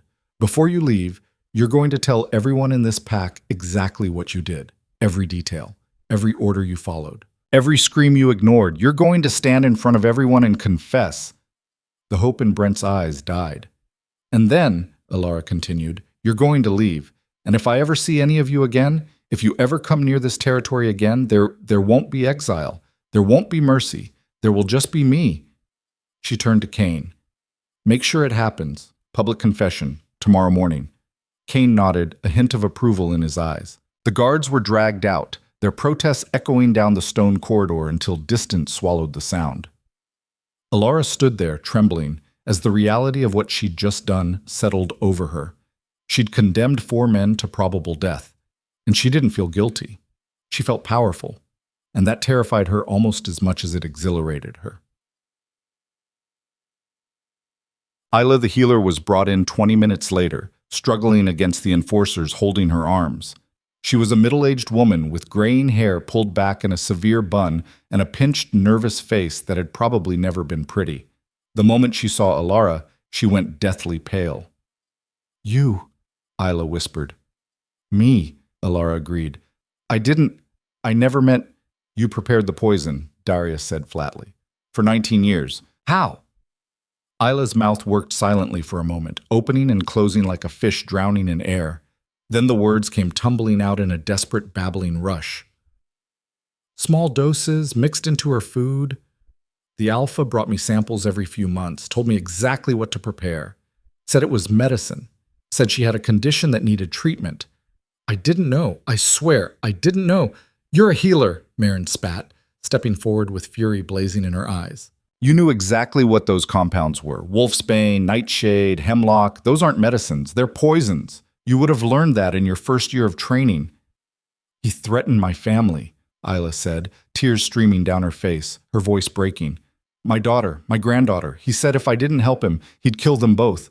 Make it look like an accident. What was I supposed to do? You were supposed to do the right thing, Elara said quietly. You took an oath to heal, to protect, to do no harm, and you broke it to save yourself. I'm sorry. I'm so sorry. I had no choice. Everyone has a choice, Elara interrupted. You chose wrong. Every single day for 19 years, you chose wrong.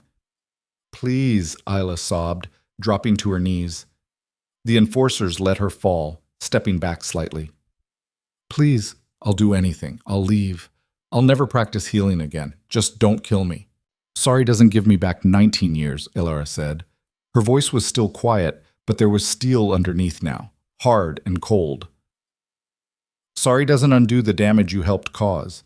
Sorry doesn't fix the fact that my body is so damaged from your poisons that I might never fully heal. She looked at Darius. What's the punishment for deliberately poisoning someone? Execution, Darius said. Traditionally, usually by the same method used against the victim. Isla sobbed harder, her whole body shaking. Elara studied the woman for a long moment. She could order her death, could watch another execution, could make Ela drink the same poisons she'd prepared, watch her suffer and die slowly the way Elara had suffered for 19 years, add another body to the pile. But what would that accomplish? What would it change? No, Elara said finally. She doesn't get an easy death. Isla looked up, confused and terrified, hope and horror warring on her tear-stained face. You're going to spend the rest of your life developing an antidote, Elara continued, her voice gaining strength with each word. Something that can reverse the effects of long-term poisoning. You're going to document every compound, every dose, every symptom, every side effect. You're going to study my blood, my tissue, whatever you need. And you're going to make sure no one else ever suffers what I suffered. I will. I swear. Whatever you need. You'll work under Marin's supervision, Elara interrupted. And if you ever try to hurt someone again, if you ever prepare another poison, if you ever break your oath again, there won't be a trial. There won't be mercy. There will just be me. Do you understand? Isla nodded frantically, snot and tears running down her face. Yes, I understand. Thank you. Don't thank me, Elara said coldly. This isn't mercy. This is justice. You're going to spend the rest of your life fixing what you broke. And every day, you're going to remember what you did to me. Get her out of my sight, Elara said, turning away. The enforcers dragged Isla away, the woman still sobbing and babbling gratitude. Marin looked at Elara with something like respect, maybe even awe. That was wise. Brilliant, actually. We could use that research. Other packs have similar issues, wolves being suppressed, powers being hidden. An antidote could help dozens of people. I don't feel wise, Elara said, her voice suddenly tired. I feel sick. Then rest, Darius said gently, touching her elbow. You've done enough for today. But before Elara could respond, Rook appeared at the entrance to the cells, his massive frame blocking most of the torchlight from the corridor. My king, he said urgently.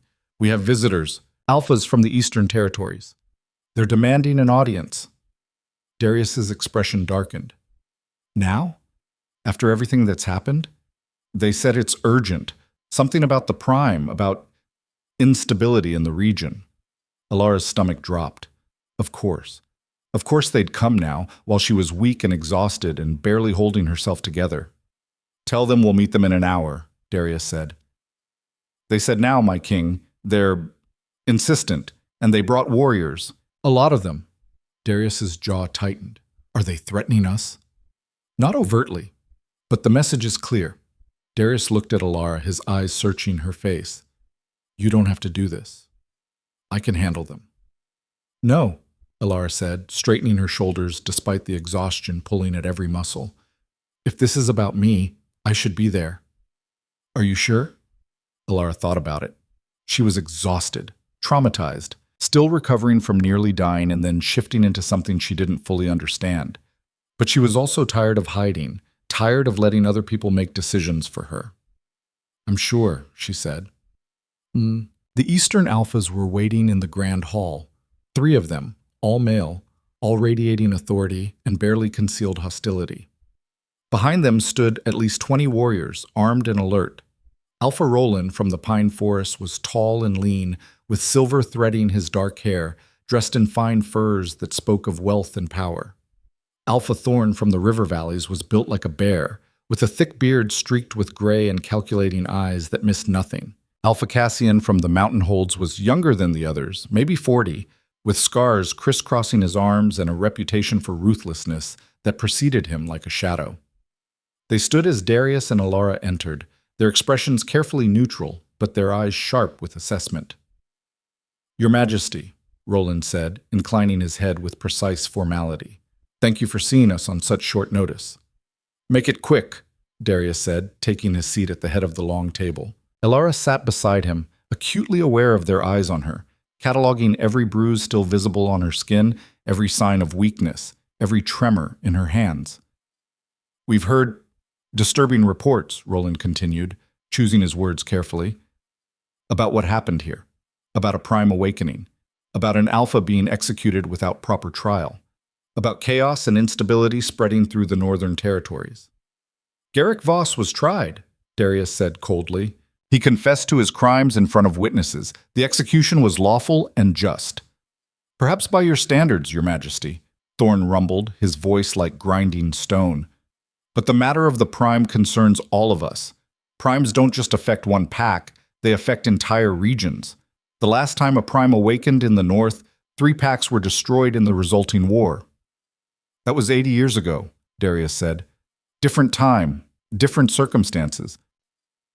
"But the same potential for devastation," Cassian added, leaning forward. "And we have a right to know what her intentions are, what she plans to do with that kind of power." "My intentions?" Elara asked quietly, speaking for the first time. All 3 alphas turned to look at her properly, their gazes weighing and measuring. "Yes," Cassian said, his scarred face unreadable. "You're the most powerful wolf in the north now, possibly in the entire realm. What do you plan to do with that power? Will you challenge the king, unite the northern packs under your banner, start conquering?" "I don't know yet," Elara said honestly. The alphas exchanged glances, something dark passing between them. "That's concerning," Roland said carefully, his diplomatic mask slipping slightly. "A prime without direction is dangerous. History has shown us that much. Primes who went mad with power, who started wars over perceived slights, who destroyed entire bloodlines in fits of rage." "I know what history has shown," Elara interrupted, her voice gaining strength. "I know the stories. I've heard them since I was a child. The prime who burned 3 packs because one refused to submit. The prime who challenged the king and nearly destroyed the realm. I know." "Then you understand our concern," Roland said. "I understand that you're afraid," Elara said, meeting his eyes directly. "But I'm not interested in conquering anyone. I'm not interested in war or power games or building an empire. I just want to be left alone to figure out who I am." "That's not how this works," Cassian said bluntly, all pretense of diplomacy gone. "You can't just opt out of being a prime. Every pack in the north will either try to ally with you or destroy you. There's no middle ground, no neutrality." "Then I'll deal with that when it happens," Elara said. "And in the meantime?" Thorn asked, his voice deceptively gentle. "What happens to Black Hollow Ridge, to this pack that's lost its alpha and its entire leadership structure?" "That's being decided," Darius said. "By you?" Roland's tone sharpened. "With respect, Your Majesty, this isn't your territory to govern directly. The northern packs have always maintained autonomy. If you start installing puppet leaders, dictating succession—" "I'm not installing anyone," Darius said, his voice dropping to something dangerous. "The pack will choose their own alpha through proper channels." "And if they choose her?" Cassian nodded toward Elara. "Then she'll be their alpha." "A 19-year-old girl who's been imprisoned for most of her life?" Cassian's skepticism was obvious and insulting. "She has no training, no experience leading anyone, no understanding of pack politics or territorial management or the delicate balance of power in the north." "She has power," Darius said quietly. "Sometimes that's enough." "Power without wisdom is tyranny," Roland said, as if reciting scripture. "So is fear disguised as concern?" Elara shot back. The hall went deathly silent. Roland's eyes narrowed dangerously. Excuse me? You're not here because you're worried about the pack, Elara said, her voice steady despite her racing heart. You're here because you're afraid of what I represent, a prime loyal to the king, a power you can't control or manipulate or threaten. That's not... It is, Elara interrupted, warming to her theme. You're afraid that I'll upset the balance of power you've spent decades maintaining, that I'll give the king too much influence in the north, that you'll lose your autonomy, your independence, your ability to play power games without consequences. She stood slowly, ignoring the way her legs shook. And I understand it, she continued. I understand fear. I lived in it for 19 years. I know what it does to people. How it makes them cruel. How it makes them rationalize terrible things. She moved around the table toward them, and all three alphas tensed. But I'm not your enemy, Elara said, unless you make me one. The threat hung in the air like smoke, quiet but undeniable. Cassian smiled, though it didn't reach his eyes. Bold words from someone who could barely stand a week ago, who was dying in a cellar while we were ruling our territories. A week ago, I was dying, Elara agreed. Now I'm not. Things change quickly, don't they? You'd be wise to remember that. Thorn laughed suddenly, a booming sound that echoed off the walls and broke some of the tension. I like her. She's got spine, and she's not afraid of us. Spine isn't enough to lead a pack, Roland said coldly. No, Elara agreed, meeting his eyes without flinching. But it's a start, and I'm a very fast learner. She walked back to her seat, every step measured and deliberate despite the exhaustion screaming through her body. I don't know what I'm going to do yet, she said as she sat down. I don't know if I'll lead this pack or walk away from it. I don't know if I'll use my power or spend the rest of my life trying to suppress it, but I know one thing for certain. She met each of their eyes in turn. I survived 19 years of torture that should have killed me 100 times over. I survived starvation, beatings, poisoning, and being buried alive in darkness. I survived my own father trying to erase my existence, and I'm still here, still standing, still breathing. She leaned forward. So whatever comes next, whatever challenges you throw at me, whatever games you play, whatever threats you make, I'll survive that too. Because that's what I do. I survive, and then I become stronger. The silence that followed was profound. Finally, Roland spoke, his voice carefully neutral. We'll be watching, all of us. And if you become a threat to the stability of the North, then you'll do what? Elara asked. Try to kill me? Good luck with that. Cassian's hand moved toward his weapon. Darius was on his feet instantly, his power flooding the room like a tidal wave. Touch that blade and I'll tear your arm off. Cassian froze. This meeting is over, Darius said. You've said your piece. Now leave. The three alphas stood slowly, their warriors moving into defensive positions. This isn't over, Roland said quietly. No, Darius agreed. But the next time we meet, it will be on my terms, not yours. The Eastern Alphas filed out, their warriors following. The hall emptied slowly, tension draining away like water. When they were finally alone, Elara collapsed back in her chair. That was impressive, Darius said quietly. I have no idea what I'm doing, Elara admitted, her hands shaking now that the adrenaline was fading. Neither do they, Darius said. But you made them believe you did. That's what matters. He moved to her side, placing a gentle hand on her shoulder. You stood up to three of the most powerful alphas in the realm, threatened them to their faces, and they backed down. They'll be back, Elara said. Probably, but next time you'll be stronger, more prepared. Elara looked up at him. Do you really think I can do this? Lead a pack? I think you can do anything you set your mind to, Darius said. But the real question is, do you want to? Elara thought about it, about the pack members who'd stood by while she suffered, about the guards who'd taken bribes to keep her imprisoned, about the servants who'd spit in her food and the wolves who'd laughed at her pain. Could she lead them? Should she? Did she even want to try? I don't know, she said finally. But maybe that's okay. Maybe I don't have to know everything right now. Maybe I can just take it one day at a time. That sounds wise, Darius said. Elara stood, swaying slightly. Darius steadied her. Come on. he said gently. You need to rest, really rest this time. They walked back to his quarters in silence, Elara leaning on him more than she wanted to admit. When they reached the door, she stopped. Thank you, she said quietly. For what? For finding me, for believing me, for, she struggled for words, for seeing me as more than what they made me.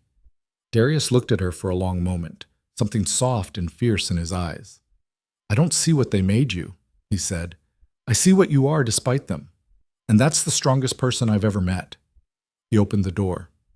Rest, he said. Tomorrow we'll figure out the next step.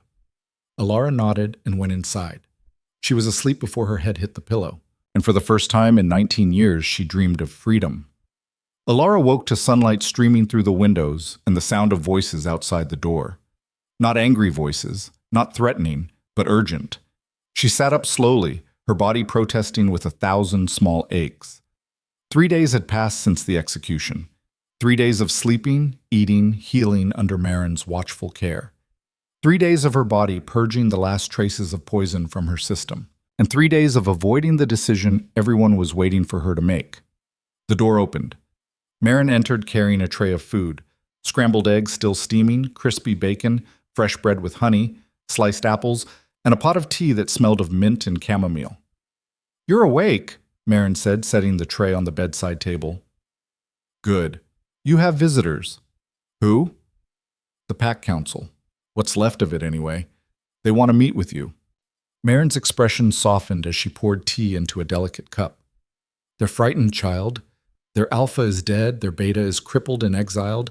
Half their senior leadership has confessed to crimes and been stripped of rank. They need someone to follow. They need someone who knows what they're doing, Elara said, accepting the cup with trembling hands. That's not me. Maybe not yet, Marin agreed, sitting on the edge of the bed. But it could be. You have something more valuable than experience right now. What's that? The respect of the king, the power of a prime, and the moral authority of someone who survived what should have killed you. Marin stood, smoothing her apron.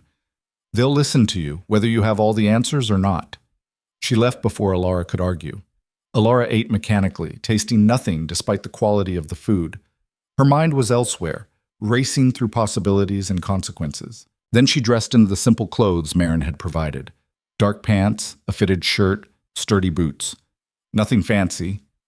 Nothing that screamed alpha. She studied herself in the mirror. The bruises were fading now, yellowing at the edges. The cuts were healing into thin pink scars. Her face had filled out slightly, no longer skeletal. Her hair, washed and brushed, fell in dark waves past her shoulders. She looked almost normal, almost human.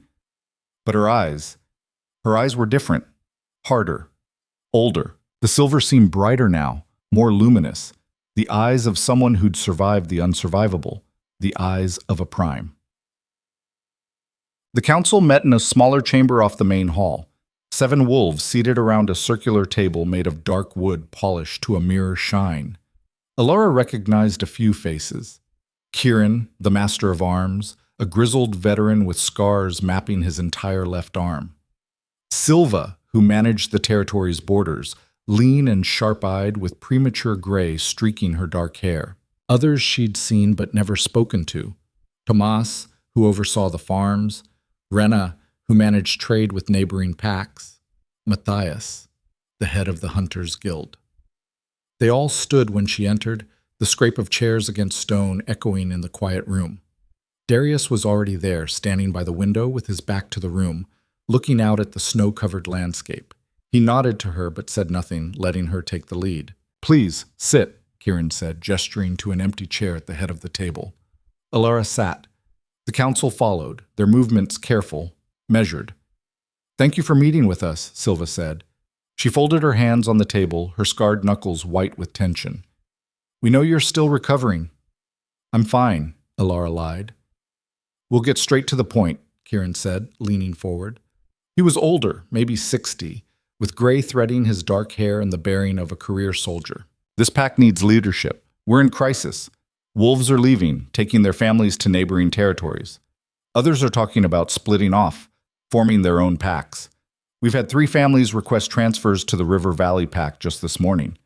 If we don't establish order soon, Black Hollow Ridge will cease to exist.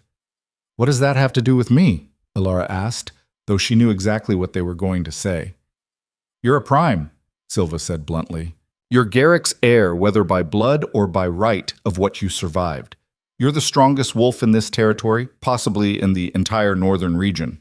By every measure, bloodline, power, right of conquest, the pack is yours to claim if you want it. I don't want it, Elara said flatly. Silence filled the room like a physical presence. With respect, Kieran said carefully, choosing his words like stepping through a minefield. What you want may not matter. The pack needs someone who can actually lead them, Elara interrupted, her voice sharp. Someone who knows the territory, the families, the history, someone who understands pack politics and border disputes and resource management, someone who's earned their respect through years of service. I'm none of those things. You're a prime, Silva repeated, as if that explained everything. That's enough. Is it? Elara stood abruptly, pacing to the window where Darius stood. You all stood by while Garrick tortured me, while he poisoned me for 19 years, while he locked me in darkness and let me rot.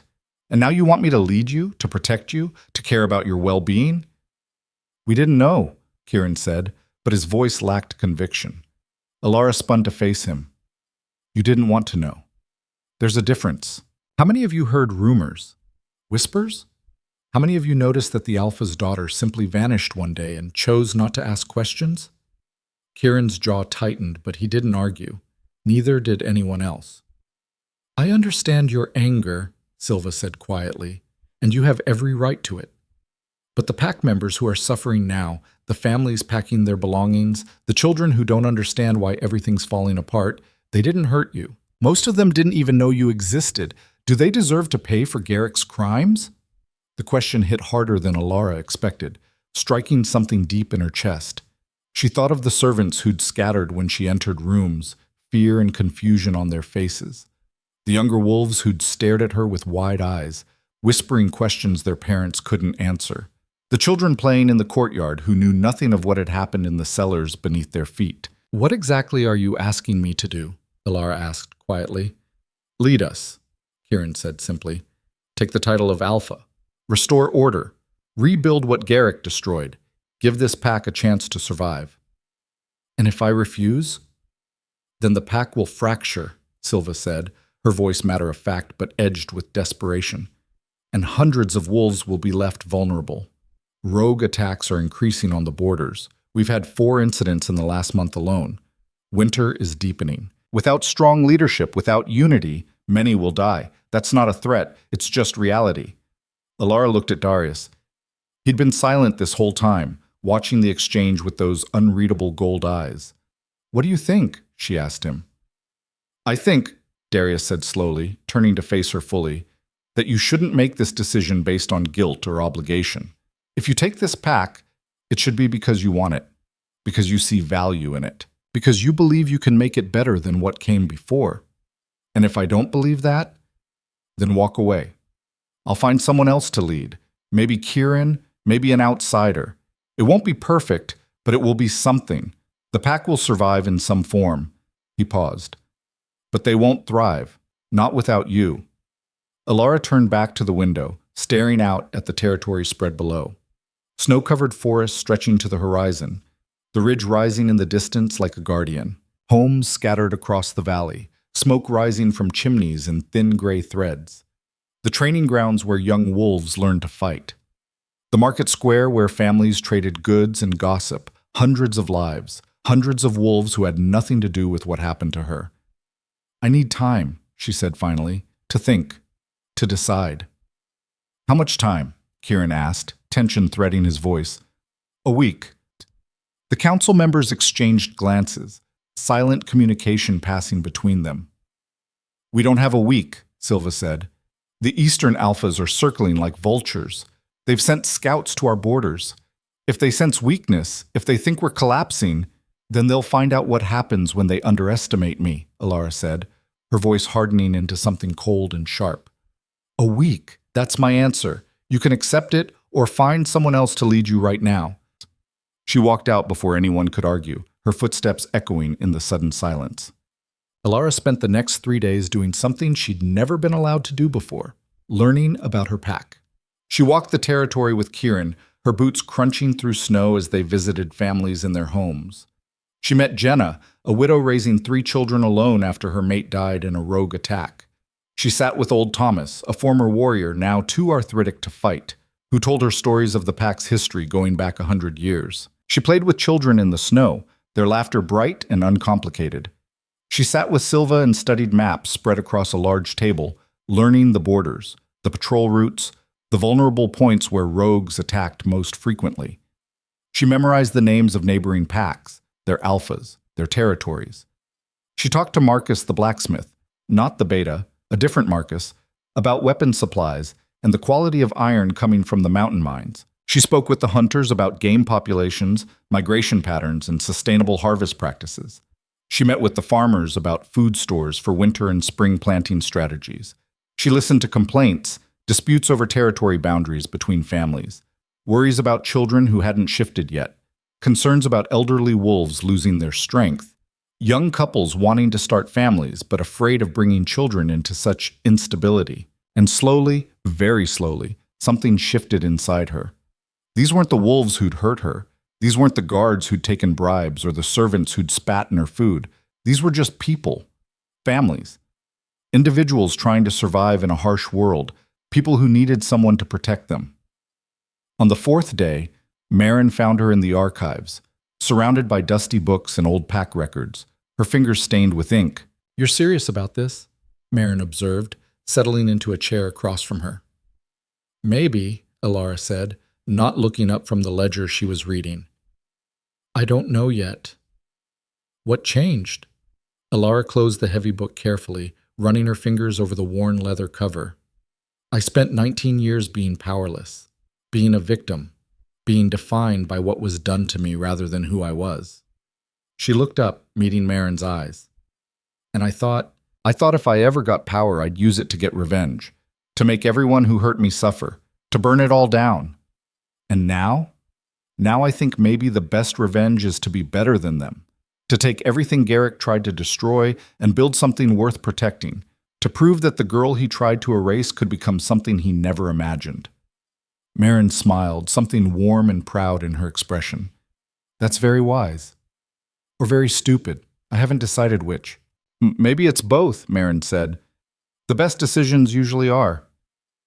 That night, alone in her room, Elara made her decision. The pack gathered in the main courtyard 2 days later, responding to a summons that had gone out at dawn. Every wolf in the territory, nearly 500 of them, crowded into the space, spilling out into the surrounding grounds, climbing onto roofs and walls for better views. Elara stood on the platform where Garrick had died, Darius beside her. The council flanked them on both sides. Someone had cleaned the blood from the stones, but everyone knew what had happened here. She wore formal clothes now, a deep blue tunic embroidered with silver thread in patterns that represented the ridge and forests, black pants, tall boots. Her hair was braided back in the style of pack leaders. She looked like an alpha. She felt like a fraud. But she'd learned something in the last week. Sometimes you had to fake confidence until it became real. "Thank you for coming," she said, her voice carrying across the crowd. Someone had set up acoustic stones around the platform, ancient technology that amplified sound naturally. "I know you're all wondering what happens next. Who's going to lead you? Whether this pack will survive the winter, let alone rebuild." Murmurs rippled through the crowd like wind through grass. "A week ago, I didn't even know most of you existed," Elara continued, forcing herself to meet eyes throughout the crowd. "I was locked in a cellar, dying, believing I was nothing. Believing I deserved to be nothing, believing the lies my father told me about myself." She paused, letting that sink in. The crowd had gone completely silent now. "But I was wrong. I wasn't nothing. I was never nothing. I was poisoned, deliberately, systematically, for 19 years, because my own father was afraid of what I might become, afraid that I would be stronger than him, more powerful, better." More murmurs. Angry ones now, spreading through the crowd like fire. "And I've spent the last week trying to decide whether this pack, whether you, deserve to pay for his crimes. Whether you all stood by while he tortured me, whether any of you are worth leading, worth protecting, worth the effort it would take to rebuild. The crowd went deathly silent. Several wolves looked down at their feet. Others stared at her with fear or hope or both. "And here's what I found," Elara said, her voice softening slightly. "Most of you had no idea I existed. You were told I died as an infant, that I ran away as a teenager, that I was a shameful secret best forgotten. And you believed it because why wouldn't you? Garrick was your alpha, your leader. You trusted him to tell you the truth." She took a breath, steadying herself. "But some of you knew. Some of you heard rumors, whispers in the dark, stories that didn't quite add up. And you chose not to investigate, not to question, not to dig deeper, because it was easier that way, because you were afraid of what you might find, because challenging an alpha is dangerous." Several wolves in the crowd looked down, shame coloring their faces. "So here's my offer," Elara said, holding up one finger. "I'll take this pack. I'll be your alpha. I'll protect you, lead you, rebuild what Garrick destroyed, and make it stronger than it's ever been. But it comes with conditions. 5 of them." She held up one finger. "First, no more secrets. No more hiding crimes behind closed doors. No more looking the other way when something wrong is happening. If you see someone being hurt, you protect them. If you see injustice, you speak up. If you see corruption, you report it. We will be better than what came before, or we will be nothing at all." A second finger. "Second, the old guard is done. Anyone who knowingly participated in what happened to me, who took bribes, who stayed silent, who helped hide the truth, who benefited from my suffering. You have one chance to confess. Come forward now publicly, and I'll show mercy. Stay silent, and if I find out later through investigation or testimony, there will be no mercy. None. You'll face the full punishment of pack law."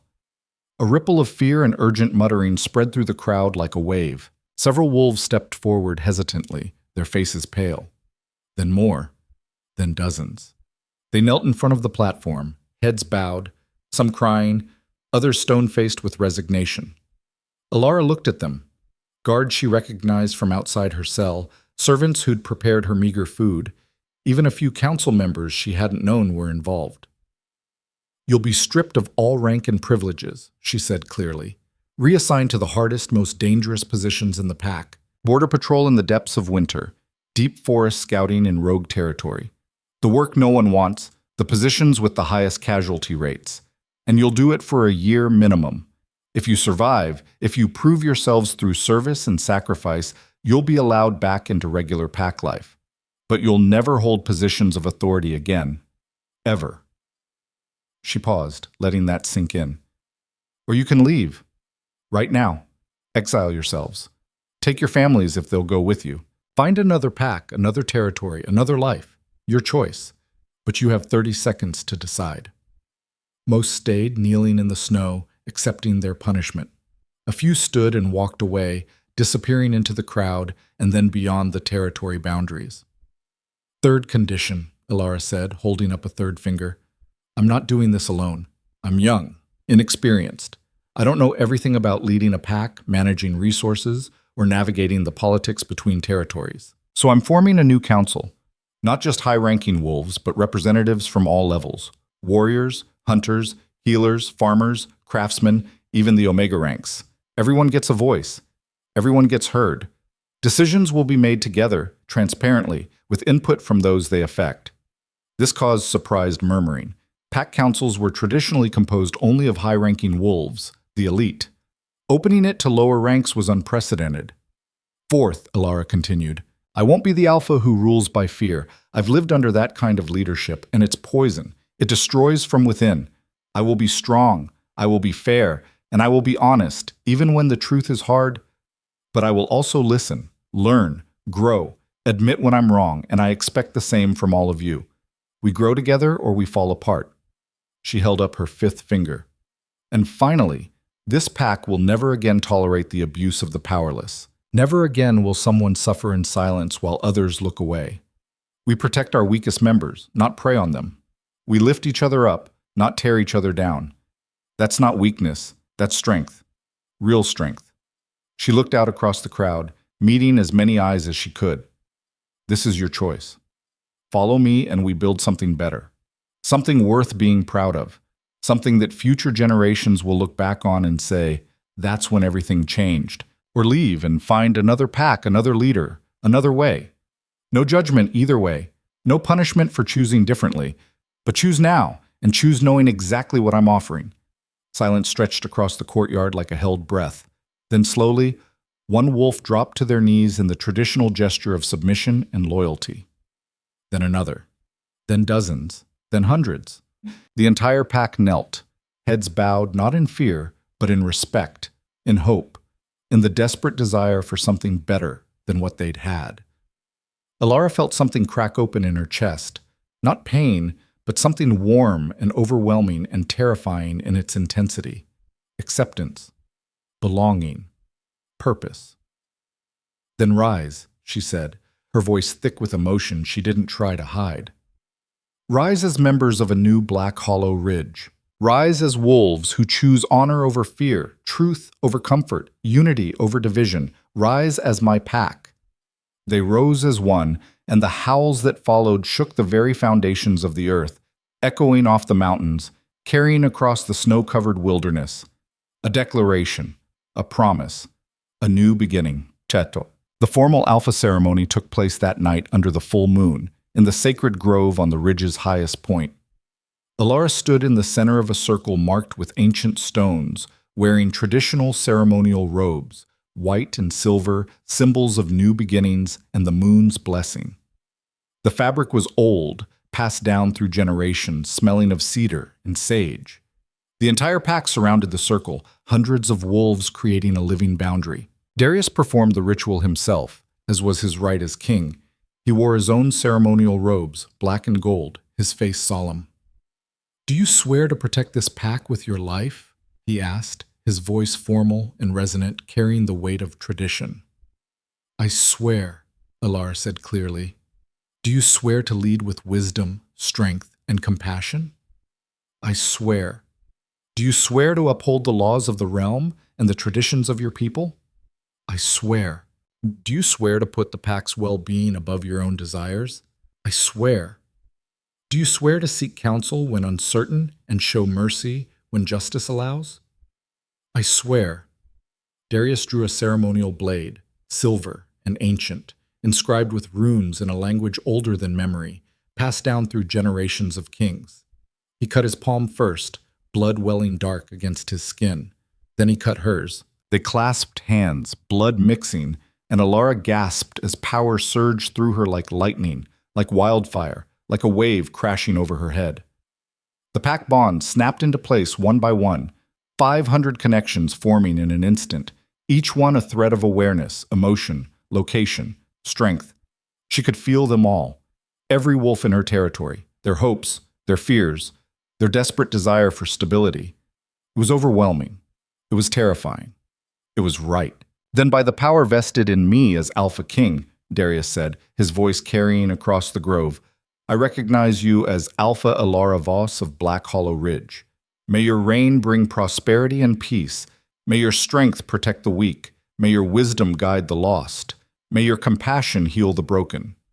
He released her hand and the pack erupted in howls that seemed to shake the stars themselves. Elara threw her head back and howled with them, her wolf rising to the surface, her power radiating outward in waves. When the howling finally subsided, Darius stepped back, and the pack surged forward, not threatening, but joyful, touching her robes, her hands, offering their loyalty and hope. She was Alpha now, really, truly Alpha. And for the first time since this nightmare began, Elara felt like she might actually be able to do this. Bong. The celebration lasted through the night. Fires were lit throughout the territory. Food was brought out from carefully managed winter stores: roasted meat, fresh bread, preserved fruits, honey wine. Musicians played drums and flutes and stringed instruments. Wolves danced, told stories, sang old songs. Elara slipped away from the festivities around midnight, needing air, needing silence, needing a moment to process everything that had happened. She found Darius on the balcony of the tower, looking out at the celebrating pack below, firelight painting everything in warm gold. "Congratulations," he said as she joined him, not turning around. You're officially an alpha now. I don't feel different, Elara said, leaning on the stone railing beside him. You will. Give it time. The weight of it settles slowly. They stood in comfortable silence for a moment, the sounds of celebration drifting up to them. What happens now? Elara asked quietly. With us? Darius looked at her, his golden eyes reflecting the firelight below. That's up to you. I'm an alpha now. You're the king. We're mates. That's complicated. Very, Darius agreed. But not impossible. Other alphas have mated with royalty. It requires compromise, flexibility, trust. I don't know if I'm ready for this, for any of this. The pack, the responsibilities, a mate bond. Then we take it slow, Darius said, his voice gentle. You build your pack. I'll support you however I can. Resources, advice, protection from outside threats. And we figure out the mate bond as we go. No pressure. No expectations beyond what you're comfortable with. You're being very patient. I've waited this long for you. I can wait a little longer. He smiled slightly. Besides, watching you become who you're meant to be, that's worth any wait. Elara felt warmth bloom in her chest, something soft and precious and terrifying. Thank you, she said, for everything, for saving me, for believing in me when I couldn't believe in myself, for... Darius pulled her into his arms, cutting off her words, wrapping her in warmth and safety and acceptance. You saved yourself, he said quietly against her hair. I just opened the door. Everything after that? The strength, the courage, the decision to lead instead of run? That was all you. Elara let herself lean into him, let herself feel safe for the first time in 19 years. Let herself hope that maybe, just maybe, everything would be okay. Arsep. 3 months later. Winter had fully settled over Black Hollow Ridge, blanketing everything in white that sparkled under the pale sun. But the pack was thriving in ways it hadn't in decades. Elara stood in the council chamber, now expanded to include 12 wolves instead of 7, reviewing reports with her advisors. Border attacks are down 60%, Kieran reported, satisfaction in his gruff voice. The new patrol system is working. Rogues are avoiding our territory. Food stores are at 120% of winter requirements, Tomas added. The new rationing system and preservation techniques mean we'll have surplus going into spring. Disputes are being resolved faster and more fairly, Silva said. The new mediation process means most issues don't even reach formal hearings. Trade agreements with 3 neighboring packs are finalized, Renner reported. We're exporting our ironwork and importing grain at favorable rates. The pack was healing. She was healing. The poison was finally purged from her system. She'd gained weight, muscle. The scars were fading. Her wolf was strong, stable, fully integrated. Alpha, Kieran said, interrupting her thoughts. We have visitors. The Eastern Alphas. They're requesting a formal meeting. Elara smiled. She'd been expecting this. Send them in. Roland, Thorn, and Cassian entered, looking significantly different than their last visit. Less hostile, more respectful. Alpha Elara, Roland said, bowing slightly, a sign of respect she noted with quiet satisfaction. Thank you for seeing us. What can I do for you? Elara asked, gesturing for them to sit. We've been watching your progress, Thorn said, settling into a chair with a slight smile. The way you've rebuilt this pack in 3 months. The changes you've implemented, the stability you've created. And we're impressed. Impressed enough to stop treating me like a threat? Elara asked bluntly. Cassian laughed outright. Impressed enough to propose an alliance, a real one. Your pack borders all 3 of our territories. If we work together, coordinate patrols, share resources, establish trade routes, create mutual defense packs, we all benefit. Elara studied them carefully. 3 months ago, they'd come to threaten her, to intimidate her into submission, or at least compliance. Now they were asking for partnership. I'll consider it, she said, on the condition that any alliance is between equals. I won't be a junior partner or a puppet or a token. My pack, my decisions, my autonomy. Agreed, Roland said without hesitation. That's exactly what we're offering. They discussed terms for 2 hours. Border cooperation, trade agreements, shared intelligence on rogue movements, emergency assistance protocols. When the Eastern Alphas left, they left as allies, as partners, as equals. Elara stood at the window, watching them depart. Their warriors relaxed and friendly now, rather than tense and threatening. "That went well," Darius said, emerging from where he'd been observing quietly in the background. "They respect strength," Elara said. 3 months ago, I was weak, traumatized, barely able to stand. Now I'm not." "No," Darius agreed, moving to stand beside her. "You're very much not." He took her hand, and she felt the mate bond hum between them, stronger now, more stable, a constant warm presence at the edge of her awareness. "I've been thinking," Elara said quietly. "About? About us. About the mate bond. About what comes next." Darius went very still beside her, hope and caution warring in his expression. "And?" Elara turned to face him, taking both his hands in hers. "I'm not ready to leave my pack yet. They need me here, especially through this first year. I need to prove, to myself, to them, to everyone, that I can do this, that I can lead them successfully." "I understand," Darius said, though she could see the disappointment flickering in his eyes. "But," Elara continued, squeezing his hands, "I'd like to try. To explore this bond. To spend time together when you visit.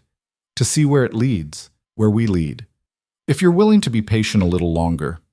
Darius's face transformed with a smile that took her breath away, bright and genuine and full of joy. "I would wait a lifetime for you," he said. He leaned down and kissed her, gentle at first, reverent, then deepening into something that promised forever. When they broke apart, Elara rested her forehead against his, breathing him in. "Thank you," she whispered, "for seeing me when I was invisible, for finding me when I was lost, for believing in me when I didn't believe in myself, for giving me the space to become who I needed to be." "Always," Darius said, "for as long as you'll have me." What? 6 months later, as winter gave way to spring. New grass pushed through melting snow. Birds returned from their southern migrations. The forest came alive with new growth. And Elara stood in the meadow where she'd held her first pack gathering as Alpha, looking out at the wolves assembled before her. Not just her pack now, wolves from neighboring territories. Visiting Alphas, delegates from across the realm, even representatives from the southern territories come to see the prime who'd risen from nothing. Because today was special. Today, Isla presented her findings.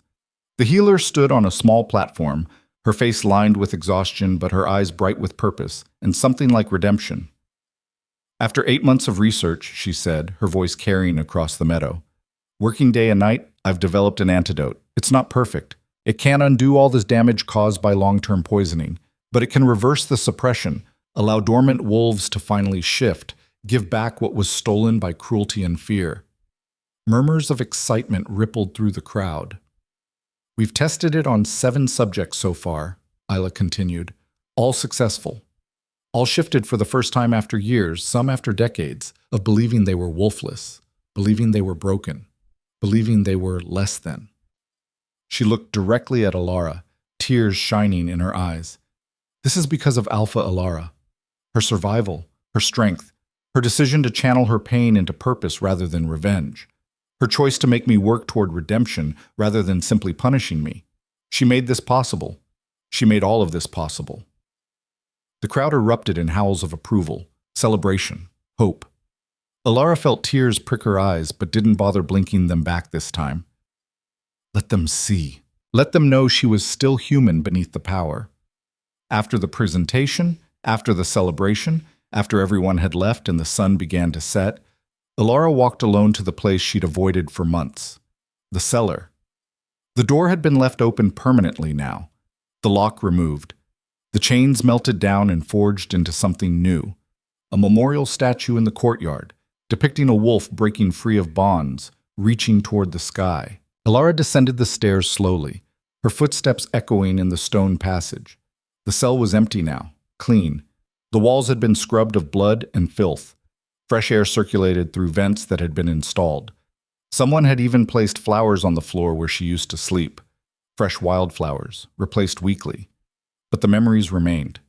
She stood in the center of the space where she'd spent 19 years dying slowly, and she felt peace. No pain, no rage, no fear. No residual trauma haunting her. Just emptiness, where all that darkness used to live. Just calm acknowledgement of what had been and what was no more. She'd survived this place. And now she was so much more than it. "Elara?" Darius's voice came from the stairs. She turned. He stood in the doorway, concern on his face, always watching out for her even when she didn't need it. "I'm okay," she said, meaning it completely. "I just needed to see it, to prove to myself that it doesn't have power over me anymore." Darius crossed to her, taking her hands in his. "Does it?"